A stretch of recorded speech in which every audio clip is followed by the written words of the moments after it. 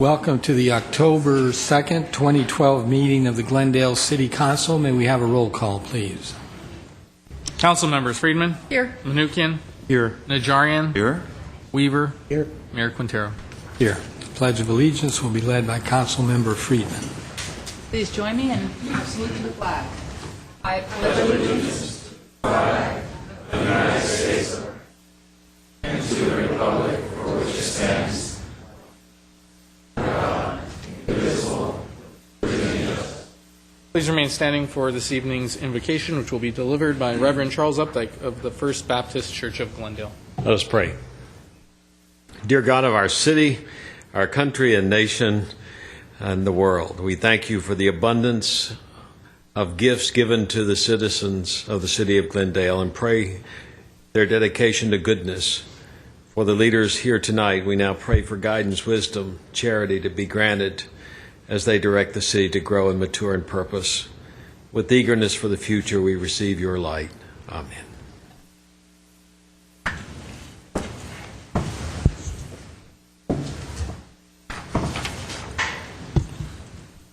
So we have your report. The agenda for the October 2nd, 2012 regular meeting of the Glendale City Council was posted on Thursday, September 27th on the bulletin board outside City Hall. Next, please. 3 under presentation and appointments. 3A is the agenda preview for the meetings of October 9th, 2012. Ms. Peters. Mr. Mayor, members of the City Council, for the Glendale Housing Authority for October 9th, we have one business agenda item, and that's Director of Community Development regarding Doran Gardens Affordable Housing Project. That afternoon, to commence also at 3 p.m., we have a Glendale City Council and Housing Authority meeting, and this is a joint meeting. Director of Community Development, this is regarding the 5-year extension to develop Housing Authority-owned property located at 5th and Sonora. Also that afternoon, we have a meeting of the Glendale City Council. This is 2 items, Director of Community Development. This is regarding proposed Kenwood Terrace project to be located at 118 South Kenwood Street, and Director of Community Development regarding a proposed Colorado Gardens project to be located at 124 West Colorado and 203 West Elk Avenue. That evening for the council meeting to commence at 6 p.m., we have a number of consent items. Director of Public Works, this is approval of a final map of track number 71552, and this is for a 4-unit new condo subdivision located at 1315 Stanley Avenue. Director of Public Works, this is another approval of a final map of track number 63203. This is also a 4-unit condo conversion located at 1218 Viola Avenue. General Manager of Glendale Water and Power proposed extension of the Glendale recycled water pipeline to provide recycled water to the City of Los Angeles, and this is for the Bette Davis Park. General Manager of Glendale Water and Power, additional connections to the Glendale Water Reclamation Pipeline, and this is to provide recycled water to the City of LA customers. We have 2 more items under consent. Director of Public Works, funding for Employee Commuter Reduction Program.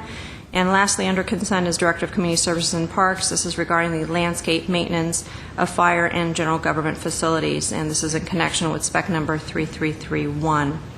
We have 2 items under adoption of ordinances. This is ordinance establishing the North Cumberland Heights Historic District, and ordinance amending Chapter 13.16 of the GMC relating to water service connection. And lastly, we have 2 items under action. Director of Human Resources, this is regarding severance payments to salaried employees to be laid off and separated effective October 31st, 2012, and this is a result of necessary budget reductions. And lastly, City Attorney, discussion of proposed city charter amendments, ballot initiatives. And that concludes my report, Mr. Mayor. Thank you, Ms. Spears. Next, please. At 3B is a presentation, Passionately Pink for a Cause.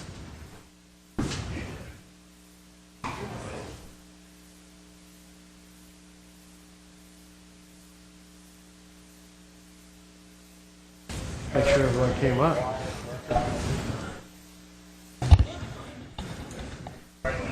Good evening, Mr. Mayor and members of the City Council and City staff. I'm Harold Scoggins, the Fire Chief. As you see, we're all wearing pink T-shirts tonight, and we're doing that for a reason. And our fire engineer, Jason Best, is going to talk to you a few minutes about why the fire department will be wearing pink shirts every Friday for the month of October as you see us riding around the community. Engineer Best. Good evening, members of the council. As you can see, we're all wearing pink tonight. As you, I'm sure know, October is Cancer Awareness Month. There's many different kinds of cancer. Cancer is something that has touched everybody in some way. I would challenge you to find a person that doesn't know somebody that's been affected by cancer. In August of this year, they had the 50th anniversary of the International Association of Firefighters conference in San Diego. At that conference, the delegates from the United States and Canada decided one of the things that they wanted to continue to support was cancer research and awareness. They came up with the pink idea. They've actually been doing it for a couple of years. It's been decided that all throughout the country and Canada and internationally, firefighters in the month of October are going to wear pink in support of cancer and cancer research awareness. Well, here in Glendale, we decided we're going to do two things. The Glendale Firefighters Association went and bought these shirts for members of the council, members of the fire department. What we're going to do is we're going to wear these shirts every Friday and Saturday throughout the month of October as our work shirts. So every call we go on, every business we go into, every inspection we do, we'll be representing this. And what the goal is to get people to ask us about it. Why is the fire department wearing pink shirts? That will give us an opportunity to bond with the community and basically explain to them that this is something that we're in support of and going after head on. That's the first thing. The second thing we're going to do, as most of you know, the Relay for Life is happening this October 13th at Shoal Canyon Park. The second thing that the Glendale Firefighters Association is doing is sponsoring a team. The Firefighters Association has donated $2,400 as of now, which puts Team GFFA at almost $5,000 and puts the Glendale Relay for Life at just over $20,000. And that all that money is donated to the American Cancer Society for nothing but cancer research and awareness. So I hope if you guys don't have anything going on October 13th, Councilman Friedman, I think I saw you there last year, didn't I? Hopefully everybody can make it out. We would love to see everyone there. Team GFA is going to have a booth. I want to say there's 20 teams. It's going to be a huge 24-hour fundraiser. If you can, you guys come out, support cancer research and awareness. Thank you very much. And just real quick, we also have one of our members participating in the Army of Pink. Deputy Chief Robert Doyle is in a tough competition this year. We don't need to hear from him. And he's going to be representing the Army of Pink. So for us, the challenge is to the community, that we hope the community can join in this challenge. And every Friday this month in the city of Glendale, we hope everyone can wear pink, whether it's a pink tie, pink shirt, pink shoes, pink laces, doesn't really matter. Our goal is to create awareness. In the Glendale Fire Department, most recently, we have had some of our members touched by cancer, multiple types of cancer. And so for us, it's personal, and we're going to do what we can to help in this fight against cancer. Thank you. Right, I'm actually going to bring the candidate to the podium. Oh, let's bring him up. And then there's another candidate, Captain Povolitis, is also there with a pink tie. I'd like to bring him forward so he can talk about... Good evening, Mayor Quintero and members of council, city staff. While I'm here, I'd like to just draw your attention to a couple of points. First, the Glendale Adventist Medical Center's website, Army of Pink. I'd ask you to look at that website and vote for me, Bob Doyle, Deputy Fire Chief.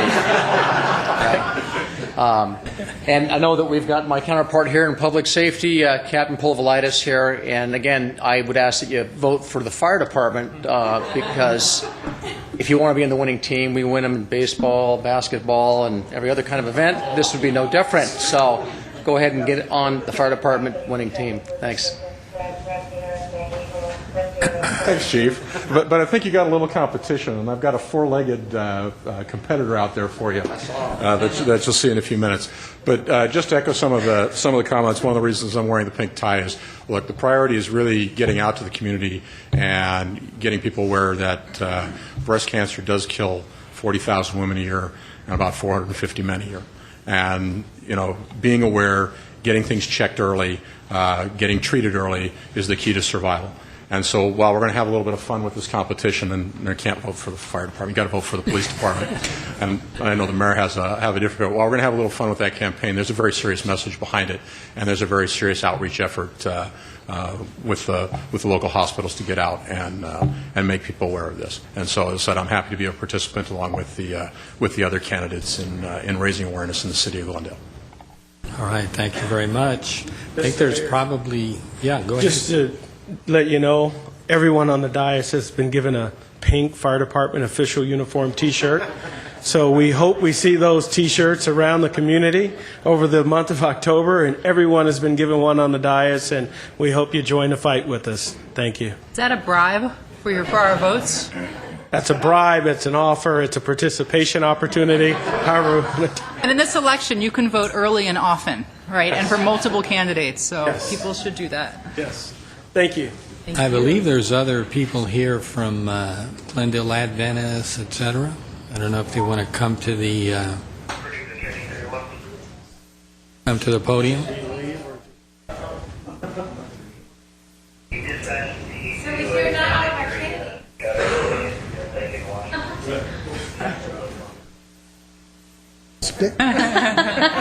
Two Frank Quinteros in See the the room. healthy. So not all of our candidates could be here in person today. We appreciate the time to present this campaign to you. And it's been great fun with the fire department, the police department, Mayor Frank Quintero. My name is Mari Abrams, Director of Marketing and Communications at Glendale Adventist. And we first did this event 2 years ago. Laura Friedman was our campaign general, and Ara Najarian was one of our candidates. We had an amazing response from the city, and we are very excited to introduce the campaign again for this year. I wanted to introduce to you Paula Devine, who is our event general for the Army of Pink for this year. So Paula is here for a couple minutes and continue. Well, thank you for taking us early. We appreciate that. You can see that they really do look good in pink, don't they? Fabulous. The Army of Pink is really an online campaign to raise awareness for breast cancer and also to raise awareness of these services at Glendale Adventist Hospital. And you can see some of all of the candidates are here in spirit. Dr. Viken Sapilian, Ms. Carl, and the mayor. Mayor, do you know what your motto is? I memorized it. Strength in numbers. Good. Yeah, absolutely. Okay. Where's Carl? I don't know what. Next is Bob Doyle. Bob, what's yours? Extinguish cancer. Extinguish cancer. Aren't they clever? They're very clever. We have Dr. Sheehan. Oh, here he comes. Dr. Sheehan, Superintendent of Glendale Schools, and Larry Cavanis, who is the director of this conference for the Southern California Seventh-day Adventists. Carl, did you want See, to? I've got the slogan memorized. It's arrest cancer, lock it up, and throw away the key. Yes. They're all fabulous. And if you want to see the slogans of the candidates that are not here, all you have to do is go to glendaleadventist.com/Army of Pink, and you can view all of the videos. So we ask you to go to the website, look at the candidates, vote for the one that you think looks best in pink, and they will have glendaleadventist.com/Army of Pink. You can vote as many times as you like for your candidate. I know that Deputy Chief Doyle has said that anybody who votes 100 times for him gets a free ride on a fire truck.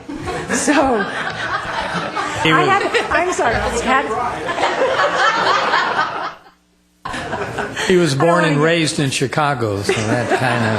No, that would be Carl. So we ask everybody out there to please be aware that this is Breast Cancer Awareness Month. Early detection is the best protection. Mammograms are so important, self-examination, education. So please be sure, all of the women and men that are watching, to be cognizant of breast cancer. Go to the website, again, vote. The winner, the one who gets the most votes, will have the Cancer Center at Glendale Adventist Medical Center named for them for 2 years. They will have a plaque there and a photo. It's a pretty big deal. We are also, all of us, armed with certificates for $35 mammograms. So if anyone knows a woman or a man, a woman who needs a mammogram and cannot afford it, please let one of us know, and we can get a certificate to them. So thank you very much, and I hope everyone participates in the Army of Pink. Thank you. Well, and I just want to say that everyone, the staff, all of the volunteers, obviously the firefighters that are here, they're just doing a really great job of making this kind of a fun event. I know Mr. Najarian, Ms. Friedman had a good time with it, but Sunday's kickoff at the pavilion, I guess it's called, there in the Rose Bowl was well attended, well organized, and the idea obviously is to raise money. I mean, there's no substitute for the type of science that goes into defeating cancer and other illnesses. So it's great that everybody's pulling together. And Exactly, and everyone that goes to the website and votes has an opportunity to donate to the Cancer Center so that the hospital can continue their support programs for the victims of cancer. thank you very much. Denise, maybe you can tell us just a little bit about Denise or Mary, anybody. Just want to talk about the cancer support services. Whoever wants to, just what you offer and who can take advantage of it. One of the most unique things about the cancer program at Glendale Adventist is the free support programs that Laura was referencing. Some of the programs involve journaling, jewelry making, exercise. There's dance classes that have been put together, and all of these services are free to any cancer survivor. They don't need to be Glendale Adventist patients. We want to focus on supporting cancer patients, and we're able to put programs like this together for free thanks to support from people from the community. Laura really helped us get stuff kicked off with some of our fundraising years ago, and it's been amazing to watch it transform and really become such an amazing resource. They have wigs for women if they need and they're losing their hair during chemotherapy. We have makeup classes and skincare classes to help people deal with the changing facets of their skin or their face as they go through treatment. So it's just an amazing, wonderful experience and opportunity. We talk about the Cancer Center as a place where lifetime friendships really come together, and that's what this is all about, is really creating a cohesive community that can support each other through successful fight against cancer. And funds raised from this event also go into those services, correct? Absolutely. Funds that are raised through the Army of Pink go in to support these free services that are available to any cancer patient in our community. It's wonderful. Thank you. Thank you so much, Laura. Thank you. Thank you very much. I'll leave then.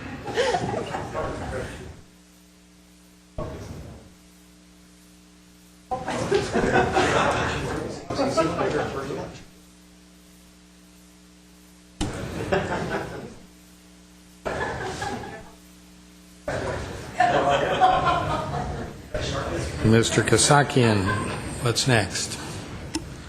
Next on the agenda at 3C is a proclamation designating October 2012 as Domestic Violence Awareness Month. I do have a proclamation, and it reads as follows. Whereas domestic violence is a serious crime that affects people of all races, ages, gender, and income levels, domestic violence is widespread and affects over 4 million Americans each year. 1 in 3 Americans have witnessed an incident of domestic violence.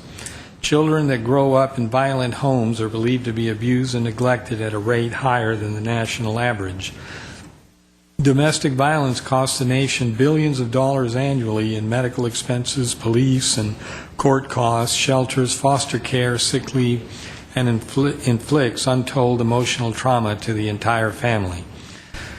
Domestic Violence Awareness Month provides an excellent opportunity for citizens to learn more about preventing domestic violence and to show support for the numerous organizations and individuals who provide critical advocacy services and assistance to victims. Therefore, I, Frank Quintero, Mayor of the City of Glendale, proclaim the month of October as Domestic Violence Awareness Month. Mr. Jerry?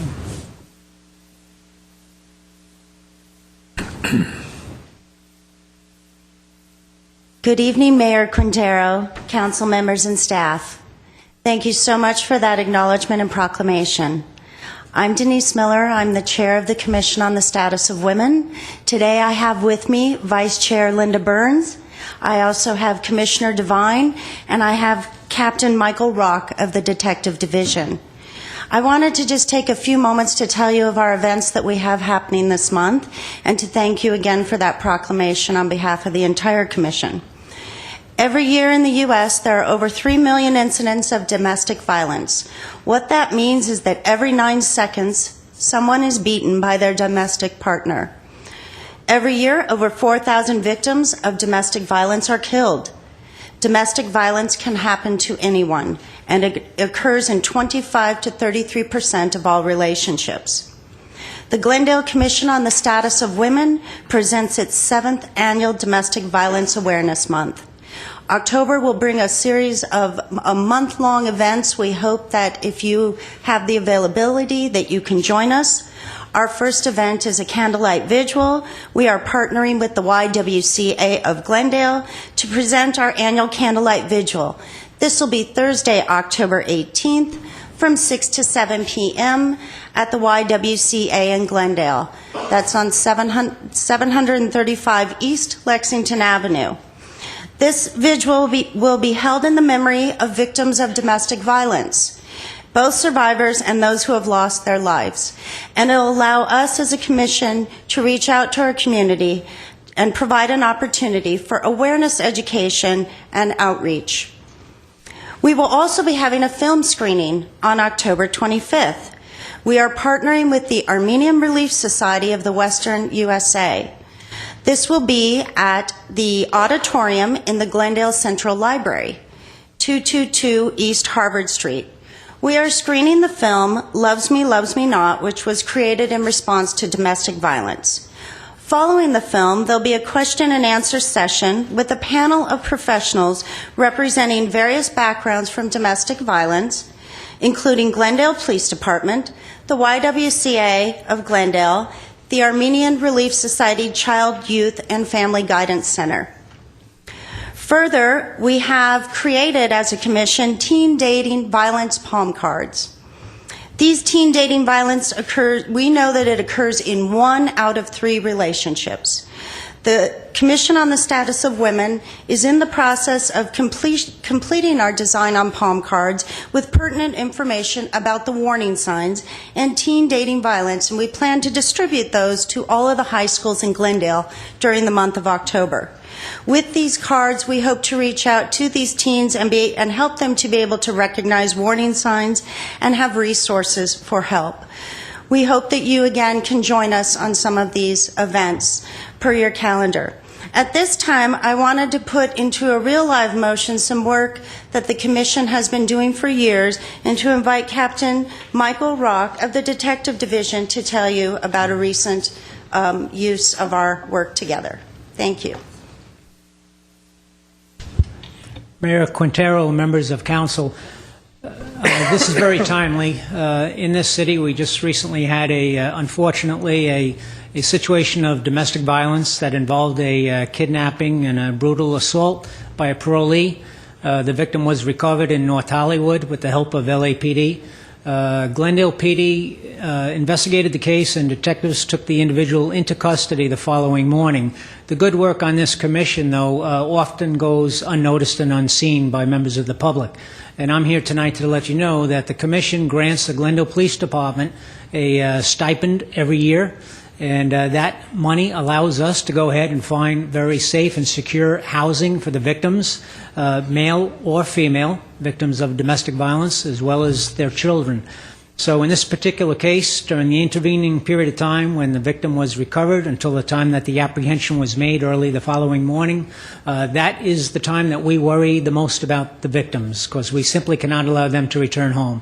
So in this particular case, the Commission gave us the stipend, and we used that money to secure a very safe and a secret location. We put the lady up with her children. They were safe. That allowed us to do our job. We made the apprehension. So my purpose for being here this evening is to simply to acknowledge the great work on the Commission and let the members of the public know that there are resources within our community to assist you. Thank you. Thank you. Mr. Mayor, it's my pleasure to present your proclamation to the chairperson of the Commission on the Status of Women, commemorating the Domestic Violence Awareness Month this month of October, and applauding the entire council's and city's support of your great work, along with the YWCA and the Armenian Relief Society. Keep up the great work. You can make a difference. Thank you.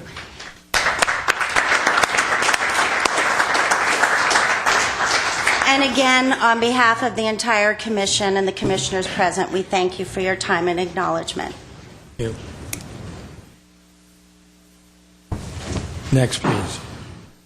Next, item 3 under presentation and appointments is a very special presentation, military banner presentation to Carlos Burgos.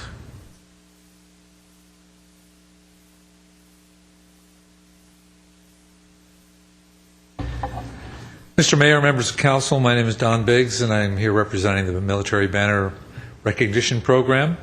As we do, as our individuals retire or are no longer on active duty with the military, we retire their banner from Glendale Avenue.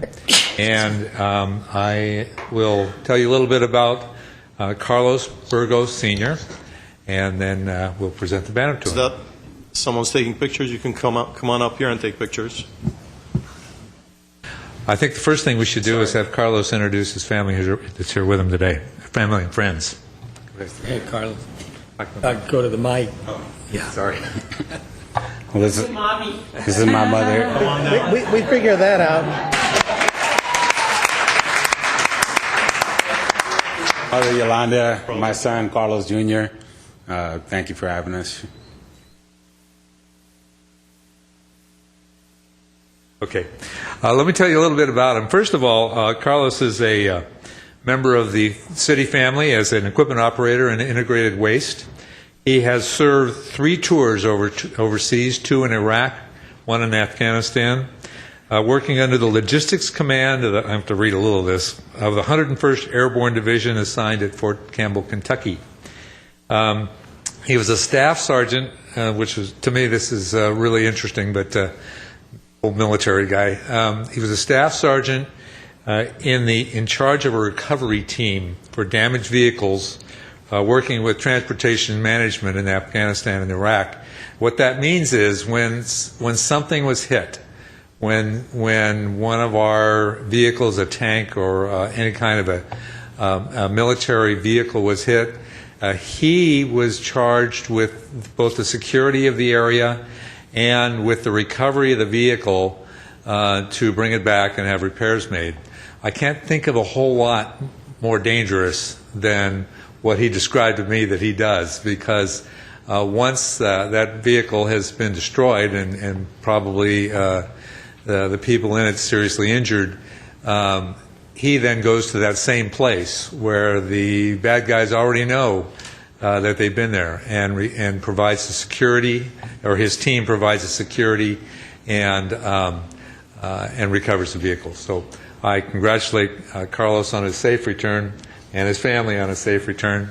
And Mr. Mayor, would you like to present that? Well, yeah, let me just add for the public, what the bad guys, as you mentioned, what they're doing is waiting in ambush for the people that they know are coming to recover the vehicles. So put a little extra fun in your so they have the life. responsibility to try and get their teams, keep their teams safe, and get the vehicle out of there. A lot of highly technical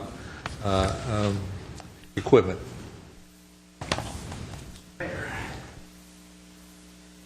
Pleasure to give this to you.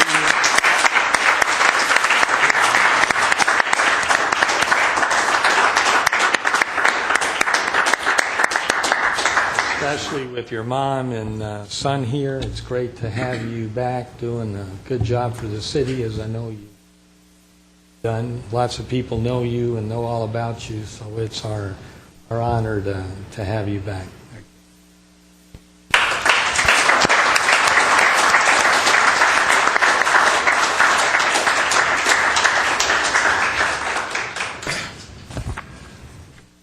And actually, while Mr. Burgos is still in the room, why don't we move, Mr. Clerk, why don't we move 8B up? That's a action item. Sternley. AP is Director of Human Resources regarding salary supplement and continuation of certain benefits for city employees who are members of the National Guard or Armed Forces Reserves and are called up for active duty. At B1 is resolution approving salary supplement and continuation of certain benefits for these city employees. Mr. Mayor, members of council, the item before you is a resolution extending pay and benefits for city employees serving in the military reserves or National Guard who have been called away from work to engage in military service in either the war on terror or border security operations. We've chosen today to renew this resolution in order to coincide with the City Council's recognition of Carlos Burgos for his outstanding service to his country. Over the years, we've had as many as 25 employees in either the Armed Services Reserves or National Guard who've been called into service, although at the moment we only have one currently serving, and that's an employee in the police department, a custody officer. This resolution enables the impacted employees and their family to continue receiving their pay and most benefits for the duration of their service. This resolution was initially enacted to be effective September 11th, 2001, for the duration of 1 year. City Council has generously extended this resolution in each of the successive years following the 9/11 attacks. Staff is proposing that it be extended another year, effective September 11, 2012. This resolution will hopefully minimize the financial burden placed on employees and their families when they choose to serve their country. With that, Mr. Mayor, I bring this item before you. Okay, do I have the item. Second. comments? Roll call. Any comments? That's the least we can do for these individuals who are going overseas and serving in our That's for sure. Well, welfare forces. yeah, and unfortunately, quite often that isn't the case. And in the private sector, sometimes, or maybe even legally, they're supposed to keep those jobs open for a certain amount of time. But the bottom line is, like Mr. Burgos, multiple deployments and so forth, employers move on. So there's lots of people that have served in Iraq and Afghanistan and literally have come home to no employment at all. Okay, roll call, please. Council members: Friedman, Yes. Menuchyan, Absolutely, yes. Najarian, Yes. Weaver, Aye. Mayor Quintero. Yes. Thank you very much. Thank you. Okay, next, please. Next is City Council and staff comments, item 4 on the agenda. Friedman. I just wanted to mention some events I went to this week. First, the Glendale Historic Society had their annual home tour. This is, of course, a completely volunteer organization, and putting together a home tour like this is a huge amount of work. So I want to congratulate all of the members of the Historic Society who worked on this event. I'm told they had about 600 people, and they got, I believe, a full page or at least a half a page in the LA Times because the homes were so exceptional. The Times, made it kind of a best bet for the weekend. The tour was amazing. The houses gave me a lot of house jealousy, and the docents who led the tours were, just wonderful. And it's a lot of work, and people stood there in the heat. The docents stood there in the heat from 11 a.m. or maybe a little earlier up until I think 3 o'clock, giving tours. And so I want to thank them for doing this to highlight the beautiful historic neighborhoods in Glendale. It's a wonderful event and definitely shows the best that our city has to offer. So congratulations, Glendale Historic Society. I also attended the Women in Business Awards Luncheon that Business Life magazine does every year. There was a long list of women that they honored for their achievements in the community. And I want to congratulate not only Business Life for holding another successful event, but certainly all of the awardees who were so deserving of being recognized. The Crescenta Valley Weekly, which is one of our newspapers up in the north part of Glendale, had a reception for their Best of 2012, which are, of course, the local businesses that received the most number of votes to be the sort of the favorite of the neighbor of the area. This is the first time they've done this reception, and it was really, really nice to see those businesses recognized. Of course, Unity Fest was last weekend. It was very well attended, as always. I believe that Mayor Quintero was the chair of Unity Fest, so congratulations and thank you. It's always great to celebrate the diversity that is the population in Glendale. And last but not least, I attended the Oktoberfest dinner that the Chevy Chase Homeowners Association held last week, and it was really a lot of fun. It was very, very Oktoberfest-like, complete with beer and sausages and Wiener Schnitzel. And they had a really great turnout. You know, people just love that neighborhood, people who live up there, and it's wonderful to have all the neighbors come out to get to know each other better and to celebrate. So congratulations to them. If I'm forgetting anybody, I apologize. There's always so much going on in the city. Thanks so much, Mr. Mayor. Mr. Manukian. I was just handed this little flyer. Artie, are you going to announce this? No, I'm not. Should we announce it? If you can Okay. announce it, that'd be great. I think there's a great movie that is being screened on Monday evening at 8 p.m. at the Glendale Central Library. It's called Brooklyn Castle. It's about having chess as part of a curriculum for a school that is underachieving, and how they overcame that and became overachieving students because of this curriculum. I think it's an interesting movie. I will try to be there. It's again on Monday, October 8th at 7 p.m., Glendale Central Library. And everyone's invited. The name of the movie is Brooklyn Castle. And this Saturday is Take a Kid Mountain Biking Day. I was out again last weekend, but this Saturday, the 6th, from 9 a.m. to 1:30 p.m., it's at Malibu Creek State Park at 9 a.m.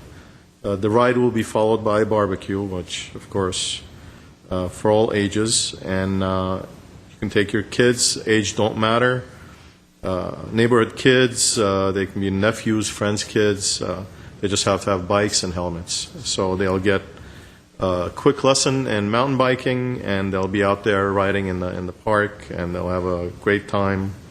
And it's a way of getting kids out of the houses, away from their Xboxes and PlayStations, and getting them back on the bikes. So it's a great program that is initiated by CORBA, the Concerned Off-Road Bicyclist Association, as well as IMBA, which is the International Mountain Biking Association.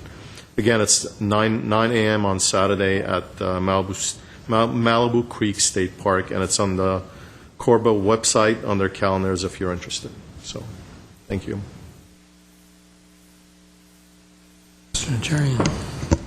Mr. Mayor, on Thursday, I'd like to announce that you, along with the mayors of 3 other cities of Pasadena, South Pass, and La Cañada Flintridge, along with State Senator Anthony Portantino and myself, attended a press conference rally at the steps of the MTA building downtown, basically letting the proponents of the 710 tunnel know that if they want to dig that, it's going to be over the bodies of the residents of this region.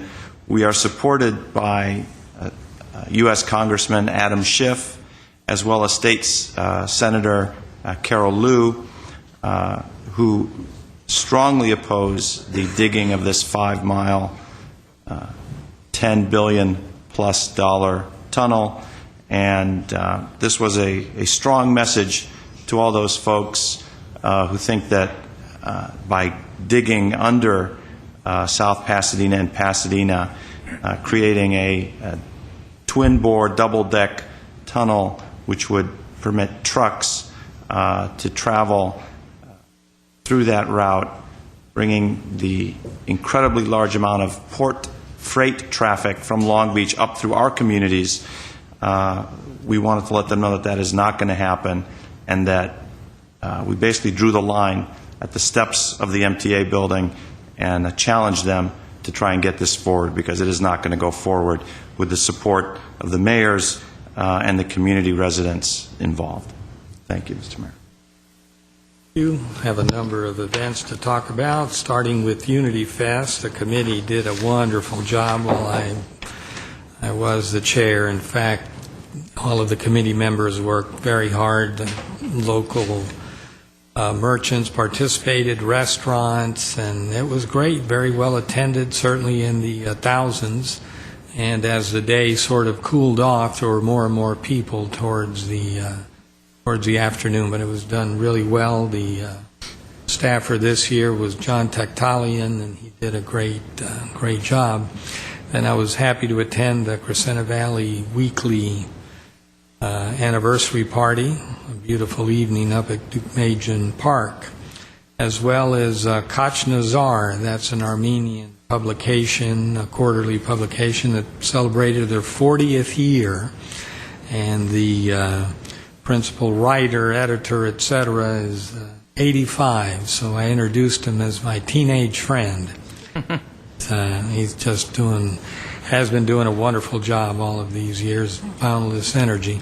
Then the Army of Pink had their kickoff at the pavilion in Pasadena, very well attended, very well organized, and of course I had to listen to the blah, blah, blah of these other candidates, as opposed to my message, which was on target and at a much higher level than those other candidates, but it turned out really well. And then the Dodger game Friday night was super well attended, and we have someone here that can come to the podium to talk about it. But we used to have Dodger nights years ago, and it's back, and just had a great time. I actually took someone who this was his second baseball game, and it was fun having this young man next to me and explaining the intricacies of American baseball. Fortunately, the Dodgers were great. There were home runs and hits and you name it. So I told him he's lucky. It wasn't 1-0 with. So we had a great time. And I want to thank the staff and obviously the Parks and Rec Foundation, or the Parks Foundation, which were really the organizers. So that's all I have. If you'd like, you can come to the podium and talk about it. I'm Dottie Sharkey, Glendale Parks and Open Space, and first I just want to thank everyone who participated, bought tickets. We had so much fun, and we were texting each other, where are you, where are you? We sold over 500 tickets, as you can see. There's one group. The best part was, for every ticket sold, part of it went to the foundation, so we haven't done the calculations yet. But it was just such a fun night. It was just, oh my goodness, we got a lot of pictures here. So that's great. So I just want to invite everybody. I got a call from Teresa and Sean Sahakian. They worked so hard on this, and I got a text one night at 8 o'clock, and Teresa said, I don't think we should do this next year. And then it was so much work. And at the game, it was, let's do it next year. So we'll be back. And thank you so much for your support. Thank you. Very good idea. Anything else from the staff? Mr. Mayor, we do have a announcement from our police department. Uh-oh. And we have some special four-legged guests that are making their way. A good thing he's not running. It's a she. Or she, yeah, you're right. Yes, it's my partner, Yudi. Yeah, we need her name. We need her name for the record. Well, good evening, everyone. My name is Officer Feely, and that was my partner, Officer Yudi. She's my 8.5-year-old partner, so she's still hanging in there. And the reason we're here is we want to invite you and everybody at home to come join us at our canine fundraiser, which will be Saturday, October 13th, from 11 a.m. to 4 p.m. at Verdugo Park. It's going to be a really fun-filled event with a lot of police canine demonstrations, so you can see what the dogs do in action. We're going to have the Pasadena Humane Society there doing a pet adoption fair. The low-cost pet vaccinations will be held there as well. And there will be a lot of fun events for the children, a lot of face painting and rock climbing, bouncers, good music, good food. And also it's pet friendly, so you can bring your pets, as well as because it's a Halloween season, we're going to have a pet costume contest. So you can bring your pets in costume and see if they win a prize or not. So again, that was Saturday, October 13th, from 11 a.m. to 4 p.m. at Verdugo Park in Glendale. Thank you very much, Officer. Thank you. And Mr. Mayor, I just want to give a really quick presentation on my whereabouts last month. Actually, I missed 2 council meetings. because I was selected through a program called the American Council of Young Political Leaders to travel to South Africa and Namibia. This is a program that's made available through a grant from the U.S. State Department, specifically the Bureau of Cultural and Educational Affairs, and the website is there for anyone who wants to find out more about it. And they'll call you or email you about 8 weeks before a designated trip. They do about 30 of these around the world every year and tell you you have to go here, and most generally everyone accepts. The delegations are comprised of 6 individuals, bipartisan delegations, 3 Democrats, 3 Republicans. You have to be under the age of 40, and you must be nominated by a member of Congress or the U.S. Senate to be selected. So our delegation was comprised of a state senator from Mississippi, state senator from Oklahoma, director of AFL-CIO Political Affairs for the state of Minnesota, a staff person between state and county affairs for Maricopa County in Arizona, and someone representing corporate responsibility for Kraft Foods, Inc. This is a photo of the delegation meeting with the ambassadors of South Africa prior to our trip, and we also received a briefing from the State Department as to our destination. While we were in South Africa, we met with various officials, members of the ruling party, members of the opposition party, but most importantly, we met with a lot of college students who want to know about the American electoral process. So we had a chance to interact with them and give lectures and discussions about what our process of elections were. The number one question that came up, this is us in the South African parliamentary chambers, the number one question that came up was why we spend so much money on our elections and why that money isn't spent on other programs such as healthcare or education. And there were some interesting responses from our bipartisan delegation, as you can imagine, and answers that turned into discussions and debates in the car rides from one meeting to another. We met with a number of NGOs raising awareness about women's rights issues. Both South Africa and Namibia have alarmingly high rates of violence against women, alarmingly high rates of HIV infection. These are countries that are coming out from apartheid rule in the last 2 decades. And we met a number of folks who are part of what's called the Born Free generation. These are individuals who never lived under apartheid and will be voting in their first elections. Here I am exchanging our City of Glendale pin for an ANC pin from a member of the African National Congress at the U.S. Consulate in Johannesburg. And we gave a number of presentations, as you see, myself and the consul staff in Namibia. And also we visited a hospital that did prenatal HIV care in Namibia. And these people are truly doing some amazing work.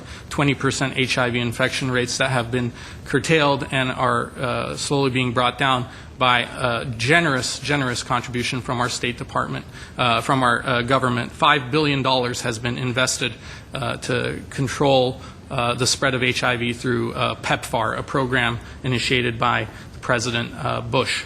And the question that comes up by everyone is, did we go on safari? And the answer is no. We actually saw the insides of most official buildings more than we actually saw any wildlife.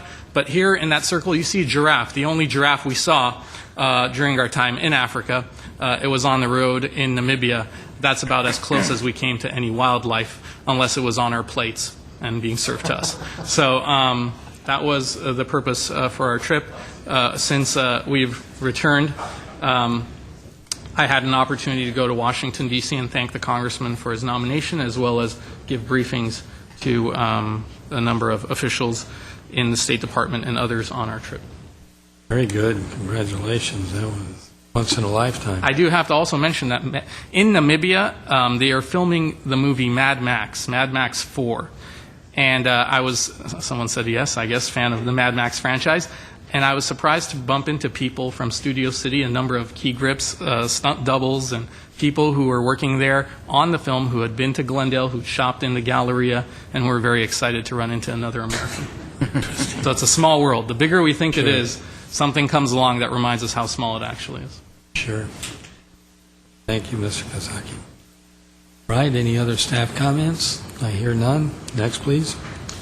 Next is consent items. The following are routine and may be acted upon by one motion. Any member of the council or the audience requesting separate consideration may do so by making such request before a motion is proposed. Move the consent calendar at 5. Second. Roll call. Council members: Friedman? Yes. Manukian? Yes. Najarian? Yes. Weaver? Aye. Mayor Quintero. Yes. Next. Next, under adoption of ordinances, at 7A is an ordinance amending the Glendale Municipal Code relating to smoking in outdoor dining areas, introduced by Councilmember Weaver on September 25th, 2012. You need a briefing, or Actually, move them? we bypassed oral communications. Oh, I'm sorry. We do have oral communications. We have the 3-minute events announcement portion. Were there cards submitted? Oh. Yes, we Okay. do have cards. I apologize. I have 2 cards, Paula Devine and Leon Mayer. I think Paula Devine is gone. Leon Mayer. I believe Paula Devine already completed what would have been her comments. My name is Leon Mayer. Good evening, Mayor Quintero, members of council and staff.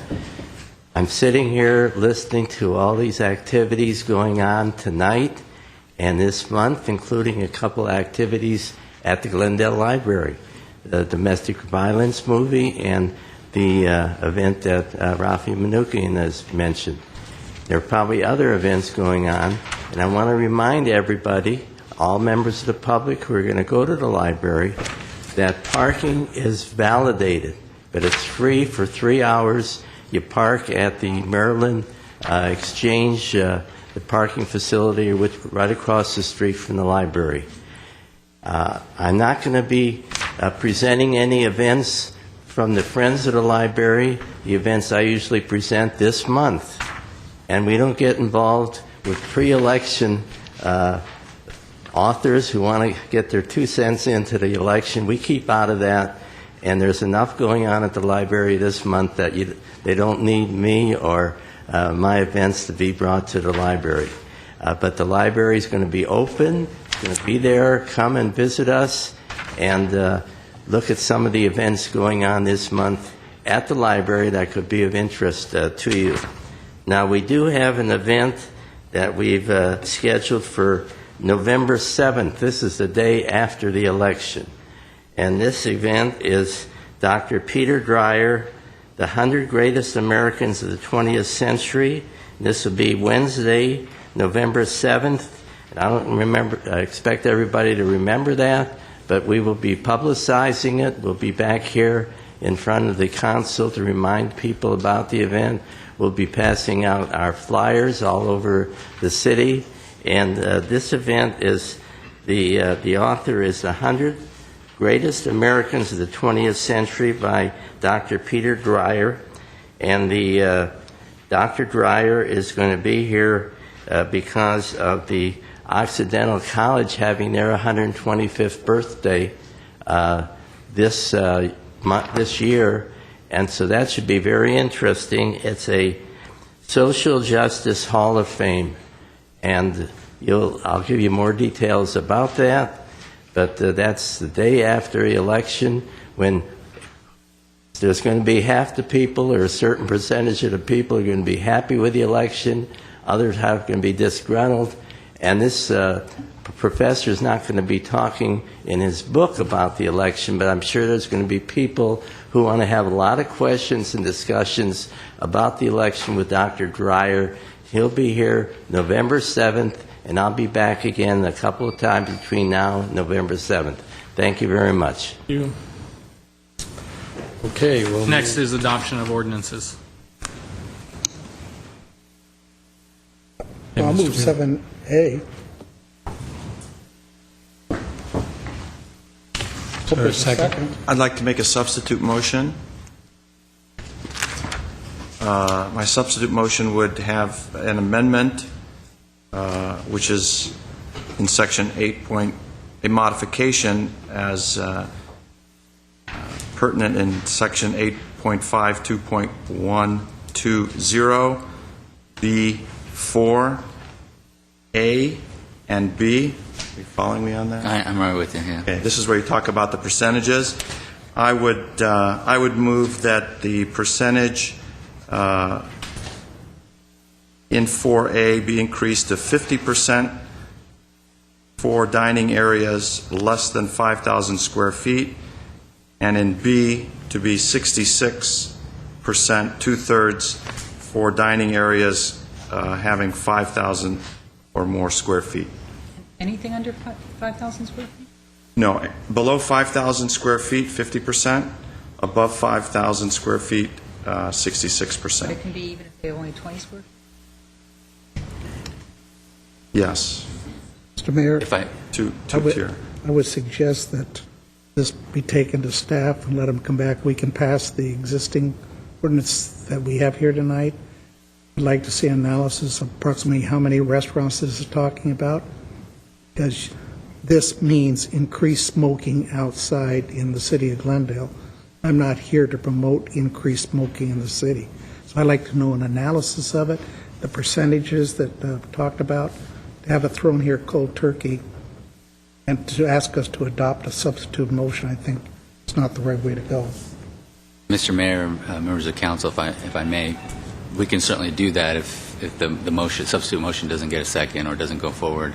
I can say that we did have this discussion in conjunction with the ordinance last week, and so there were different thresholds. I will just to inquire of Mr. Najarian. So that any space under 5,000 square feet could be up to 50%, because that was not really part of the discussion the last time, but it's certainly something that's germane to the original introduction of the ordinance. So it is something that could be approved by the council tonight if that's the council's direction.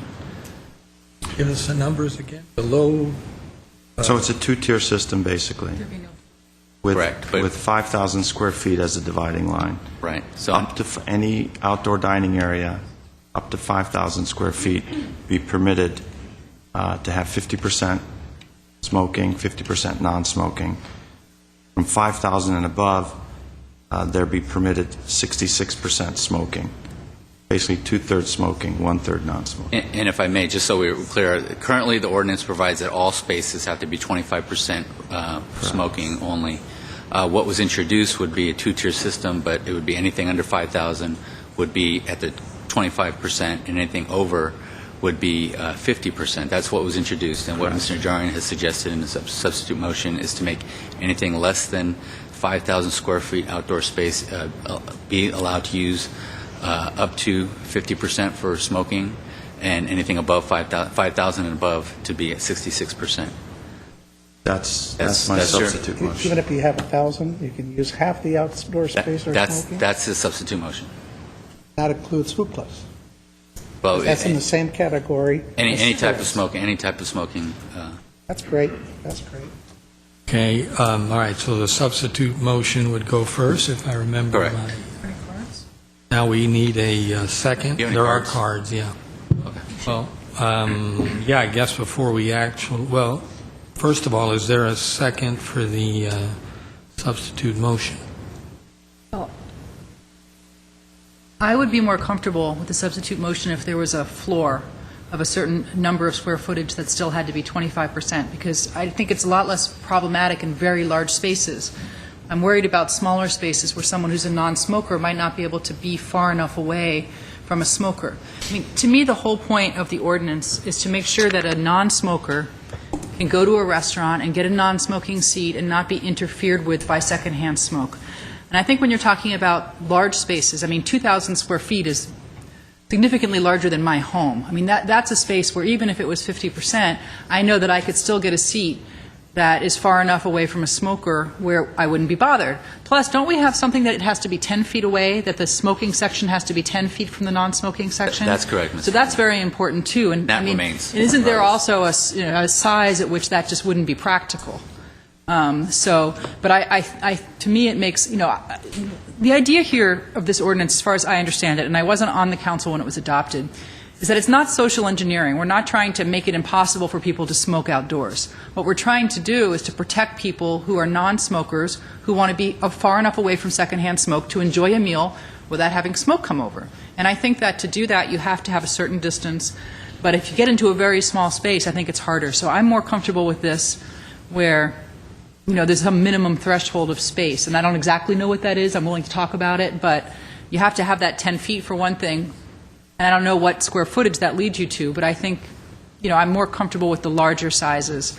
And we have been hearing from some restaurant owners who were saying that they have outdoor spaces that, the problem is not that non-smokers can't get seats. The problem is they can't fill the seats because they have smokers who come and they don't have seats for the smokers. And that's why I think council is looking to tweak this, because the idea is not to have unused patio spaces on some of these restaurants. It's to make sure that the non-smokers are protected. And if we can come up with a number where I feel comfortable that if I, as a non-smoker who hates all sorts of tobacco smoke and can't abide it, as long as I can go to a restaurant in Glendale and know that I can be far enough away, I don't mind if they're over there smoking somewhere else. That's their problem. So if Mr. Najarian would consider having a minimum, I don't know if that's 1,500 square feet of outdoor space or 2,000 square feet, then I could support it. But smaller than that and in a 300 square foot space, 400 square foot, I think it becomes more difficult. This is kind of unfair doing this when all the anti-smoking people that were here last week, you're blindsiding them, but doing this tonight, if you do it tonight, without their being able to be here to weigh into this. I recommend let staff come back to us and alert the non-smoking agencies and groups. I think in here, speak. Mr. Mayor, I think we did inquire as to what sort of changes could be made to this, and it was determined upon your advice, as long as the amendment is germane to the initial motion, that modifications can be made. That's correct, Councilman. So that's my... And I will say my recollection from last week was that there was discussion by the council, even though the ordinance as drafted was introduced, council did have a discussion about perhaps making it a three-tier system or making changes to these percentages that were in the ordinance. And so any changes that the council makes now within the framework of what was adopted, in my view, is permissible. Mr. City Attorney, did you hear one member of the public, non-smoking public, get up and comment on hookahs or sitting outside in restaurants? I don't remember one. Councilman Weaver. Because they were not totally aware what we were going to do here. However, Councilman Weaver, the ordinance was on the agenda. I know the mumbo jumbo. I'm just saying there's a lot of people out there that don't want increased smoking in this city. I understand. In fact, I got an email, somebody, he did a study. He said between 25 and 45, the people are leaving Glendale and going to other cities because we prevent them from smoking here. Now, you want me to turn around through some legal mumbo jumbo and vote to bring more smoking back into Glendale? I don't want you to do anything, Mr. Weaver. Well, I'm just providing legal advice that the council can take the advice. This is not the first time Mr. Najarian's done these admin movements or substitute motions. I've been here all the time he's been here. He comes over to you and leans over and talks a little about amendment. Can I do this? And he has a formula worked out. Wow, big discussion from the public, eh? All right, so the issue is whether there's going to be a second for the numbers as presented, 50% below 5,000 square feet, above 5,000 square feet, 66%. So I don't hear a second. Right, and I'm not adjusting any of the separation issues that we, just for the both in terms of distance or in physical barriers that we did. And Mr. Mayor, that mumbo jumbo that is referred to is nothing short of the rule of law, that we govern our meetings under Robert's Rules of Order and other applicable statutes. I didn't intend to blindside Mr. Weaver. It certainly was something that I raised, although not formally as a motion last week. I know the law and how the laws are written. Little caveats in them. I'm sorry. I don't agree with all the legal mumbo jumbo. And the public did not weigh in. All right, Mr. Najarian.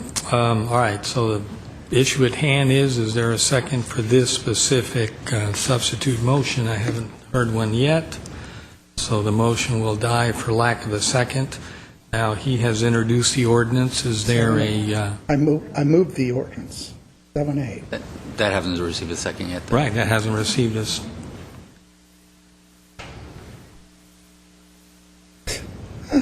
Amazingly. Mr. Mayor, I would like to introduce another motion.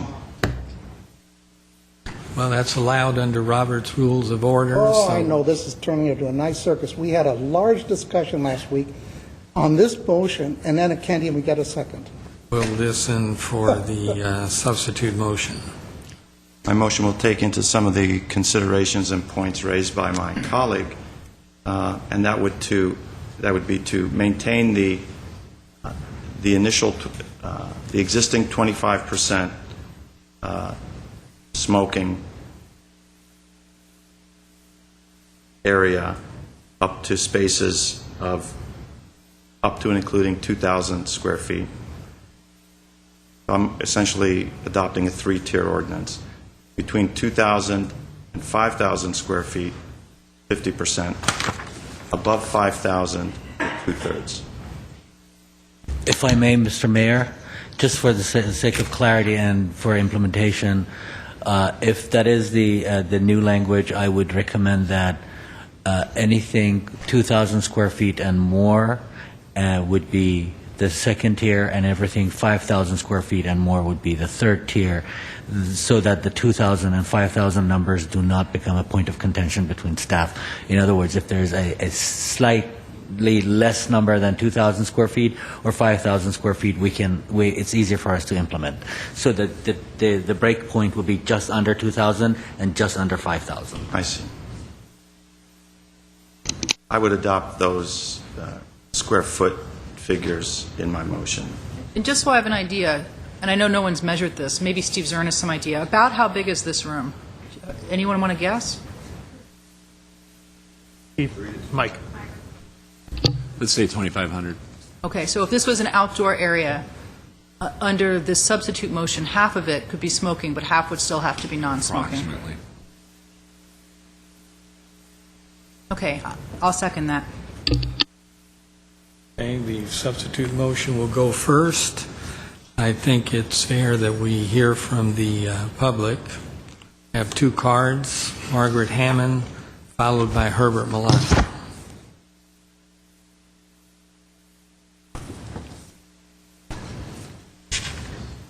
Evening, Your Honor, members of the council, staff, audience, my friends out there, and all of us who were here last week talking about this ordinance. My name is Margaret Hammond. Did we not just have 15 or 20 minutes talking with firemen in pink shirts about cancer of any kind, not just breast cancer? I personally have lost 5 immediate members of my family to smoking. 2 brothers, my only brother-in-law, a sister-in-law, all of them died within a year of each other practically, within 1 year, and my own husband. Now, do you not know why I am passionate about this? My husband was only 68, and my brothers were in their 60s, late 60, maybe the one. But I'm saying, and here you are saying, oh, it's a good idea to have smoking. Let's go ahead. Don't keep it from happening because it makes money for the restaurants. Here we are, back to the almighty buck, and I just cannot believe it. And I just heard today of a friend that called me. She lost her sister and left 3 small children, 1 7, 1 9, and 1 11. It was to breast cancer. But again, I am saying cancer of any kind. It's not right. And we don't know what really causes a lot of the body cancer. Other than the lung, we think it could be secondhand smoke. I just cannot believe it, that you could, in all your righteous thoughts, could promote additional smoking. And when we worked so hard to get the ordinance, we got awards for that ordinance from all over America, written the way it was. And I don't see why we need to change it. When especially, I'm positive that if you took it up with the majority of people out there, it would come out, leave the audience, if not do more strict, at least leave it the way it is. And then the poor people in apartments, you talk about going to be living in hell. They have their thing already as far as doing their time with this heat and then having people smoking, and they have to put up with it in their apartments, all due to cigarette smoking, which is something that isn't necessary. It isn't like that it gives you any great health benefits or anything like that. It's the exact opposite. So I just cannot see why you would want to promote additional opportunities for people to smoke, particularly if it attracts teenagers with that hookah stuff. Okay, thank you. That's all I have to say. Herbert Milano, followed by Mason Fong.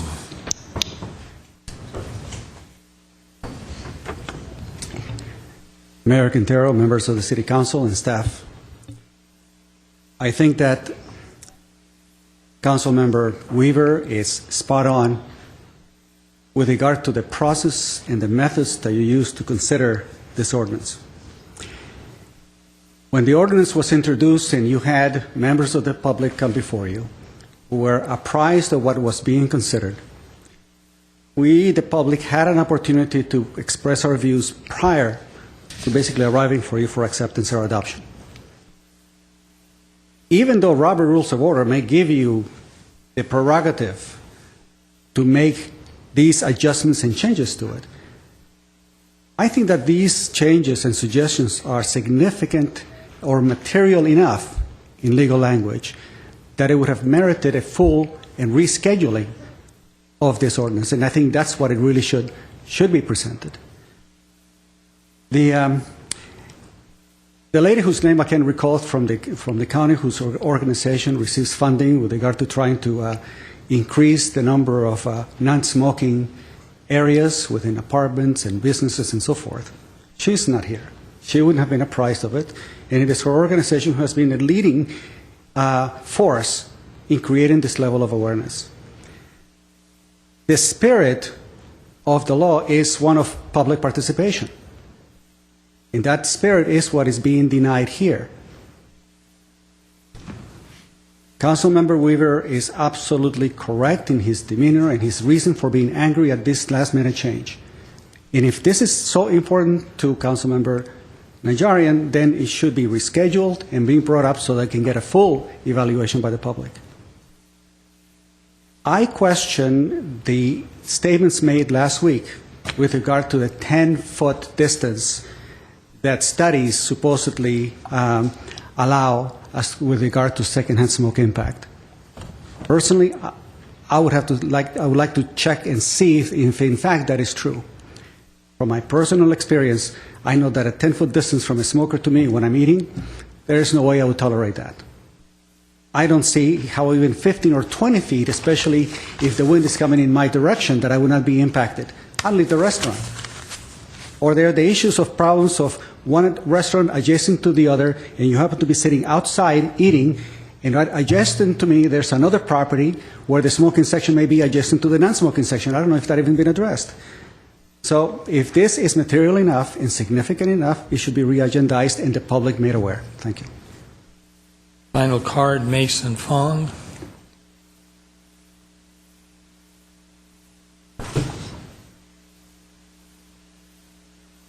Good evening, members of the council, mayor. I'm a condo owner in Glendale and have been since 2009, and I'm in favor of retaining strict non-smoking, your strict non-smoking ordinance that qualified for an A from the American Lung Association. I was here last week along with a lot of other people, but I didn't speak. But obviously, like I said, I'm in favor of not reducing the current ordinance in any way, because it does help prevent exposure to secondhand smoke. And as was indicated last week, according to such credible entities as the California Air Resources Board and the U.S. Surgeon General, there is no safe level of secondhand smoke. And what the gentleman did say was accurate. I remember the days when there were smoking and non-smoking sections in California back in the 80s, and it was sort of a joke because you could be right next to the smoking section and the smoke would clearly come over to the non-smoking section from the smoking section. So 10 feet is not much distance because smoke can clearly travel beyond 10 feet. So please uphold the ordinance the way it is. Yeah, I know last week some members of the council were hesitant to strengthen it, let's say with the smoke-free multi-unit housing ordinance because of the potential practicality of enforcing it. like smoke-free indoor units, or have it a smoke-free indoor. But what we have is good, I think, the way it is. So reducing the way that the ordinance is now is sort of going backwards and not protecting the residents and visitors of this great city. Anyway, thank you. Okay, thank you. Have a good evening. Thank you. Mr. Mayor, just before you go to the vote, and I'm not sure if other council wants to debate the issue, but I do have to read into the record all the changes word for word, only because we're at the adoption stage, and so I need to read that in. So before you take the vote, I do need to make that. Well, let me say that I'm at this point not prepared to vote for the substitute motion. I'm not quite sure on the percentages. But more specifically, I'd like to have the staff give us some idea of how many restaurants we're talking about, to tell you the truth, at least some ballpark figure of how many 2,000 square feet restaurants would be falling under the provisions and so forth. So that's... Mr. Mayor, at this point, we don't think there are many restaurants that have outdoor dining areas of 2,000 square feet and more. However, I must say that with some investment, many of the restaurants could move some of their walls to increase their outdoor dining areas and decrease their indoor areas to meet the requirement if they so choose. So while we don't have very many that are readily at that point, it would not be very difficult for maybe not a large number, but some of them to be able to actually adjust their floor areas to meet their requirement. Mr. Weaver. Mr. Milano hit on what I was going to come back to after the speakers, which is after all the speakers spoke, then we started hearing changes to what the public had already reviewed. The public didn't get to come back and comment again. Was changed after they finished talking, so you didn't get the input of the public. I think that's grossly unfair. It's a manipulation of the codes, the rules. I don't know how many hundreds of times I've watched the state legislature put measures on the ballot that we vote for and pass, and then there's loopholes that were created mainly by attorneys up north, doing a number on everybody. And here's another manipulation. Bet you if you postpone it a week, you'll have this room full. Non-smoking people talking about hookahs and smoking outside. Just my belief. Okay, any comments, Mr.? I think the city attorney should read it into the record since there was a motion and a second. Can I make a comment, though, before you do? Well, we did talk about this last week. We talked about different percentages, but we did talk about it, and we did have people who were there. We probably had 3 or 4 people who spoke at least about increasing the amount of outdoor space. And I think that, from what I remember, pretty much all the people who spoke were in favor of increasing it. Of course, they were from some restaurants. Gaucho's Grill was here, and there may have been somebody else. And after the meeting, we had some emails from some of the restaurants that have smaller spaces, which is why this percentage thing came up, because some of these other restaurants came in and said, we would like to increase the space. Ms. Hammond asked, are we trying to encourage smoking? Of course, we're not trying to encourage it, but I think we need to be clear. I don't think the intention was to stop people from smoking. I mean, this is not a social engineering experiment where we're trying to make our ordinances to where nobody can smoke. We're trying to protect non-smokers. And from what I'm hearing from people who are against this, the issue isn't even so much how many people are smoking in the restaurant, or at least it shouldn't be. Yes, it's a terrible thing, but they're going to smoke whether we do it or not. The idea is that people like me don't have to put up with it, that we can eat in a restaurant without the smoke coming over. So maybe the problem isn't even so much the percentages, maybe it's the distance, that buffer zone between the smoking and the non-smoking. I mean, it seems like people are feeling as long as I'm far enough away, they can go and smoke off in their corner, but I want to be able to have mine. And the percentages don't really make a difference. If you go to the to a non-smoking section and you're put 10 feet away from the smoking section, even if the smoking section's only one table, it's still going to impact you. So maybe the issue is the buffer. And if I haven't heard that as a problem. I mean, quite honestly, I've gotten many complaints over the years I've been on council from people in apartment buildings who have to deal with secondhand smoke. That's something I hear from all the time. But I can't remember having one phone call or one email from anybody saying, I went to a restaurant and and there were smokers, even though I was in the non-smoking section, there were smokers that were too close for me. I'm not saying it hasn't happened. I've just never had an email saying that. So if people are saying that they're too close to smokers, maybe it's that buffer section. And I have a question, Mr. Hagani, about the buffer. Where does that come from? Does it come from your smoking section or your non-smoking section? What does it eat into? It's the buffer between the two that needs to be created. I believe that was done because of a university study that said that the 10 feet would actually minimize or eliminate the dangers of secondhand smoke to non-smokers, and that's where the number came from. That's the one thing that was really based on some empirical data. But it doesn't have to go. Can they take it out of the percentage for the non-smoking, or does it have to be? No, that would go into the actual total number of square feet, and it would be counted towards the square feet.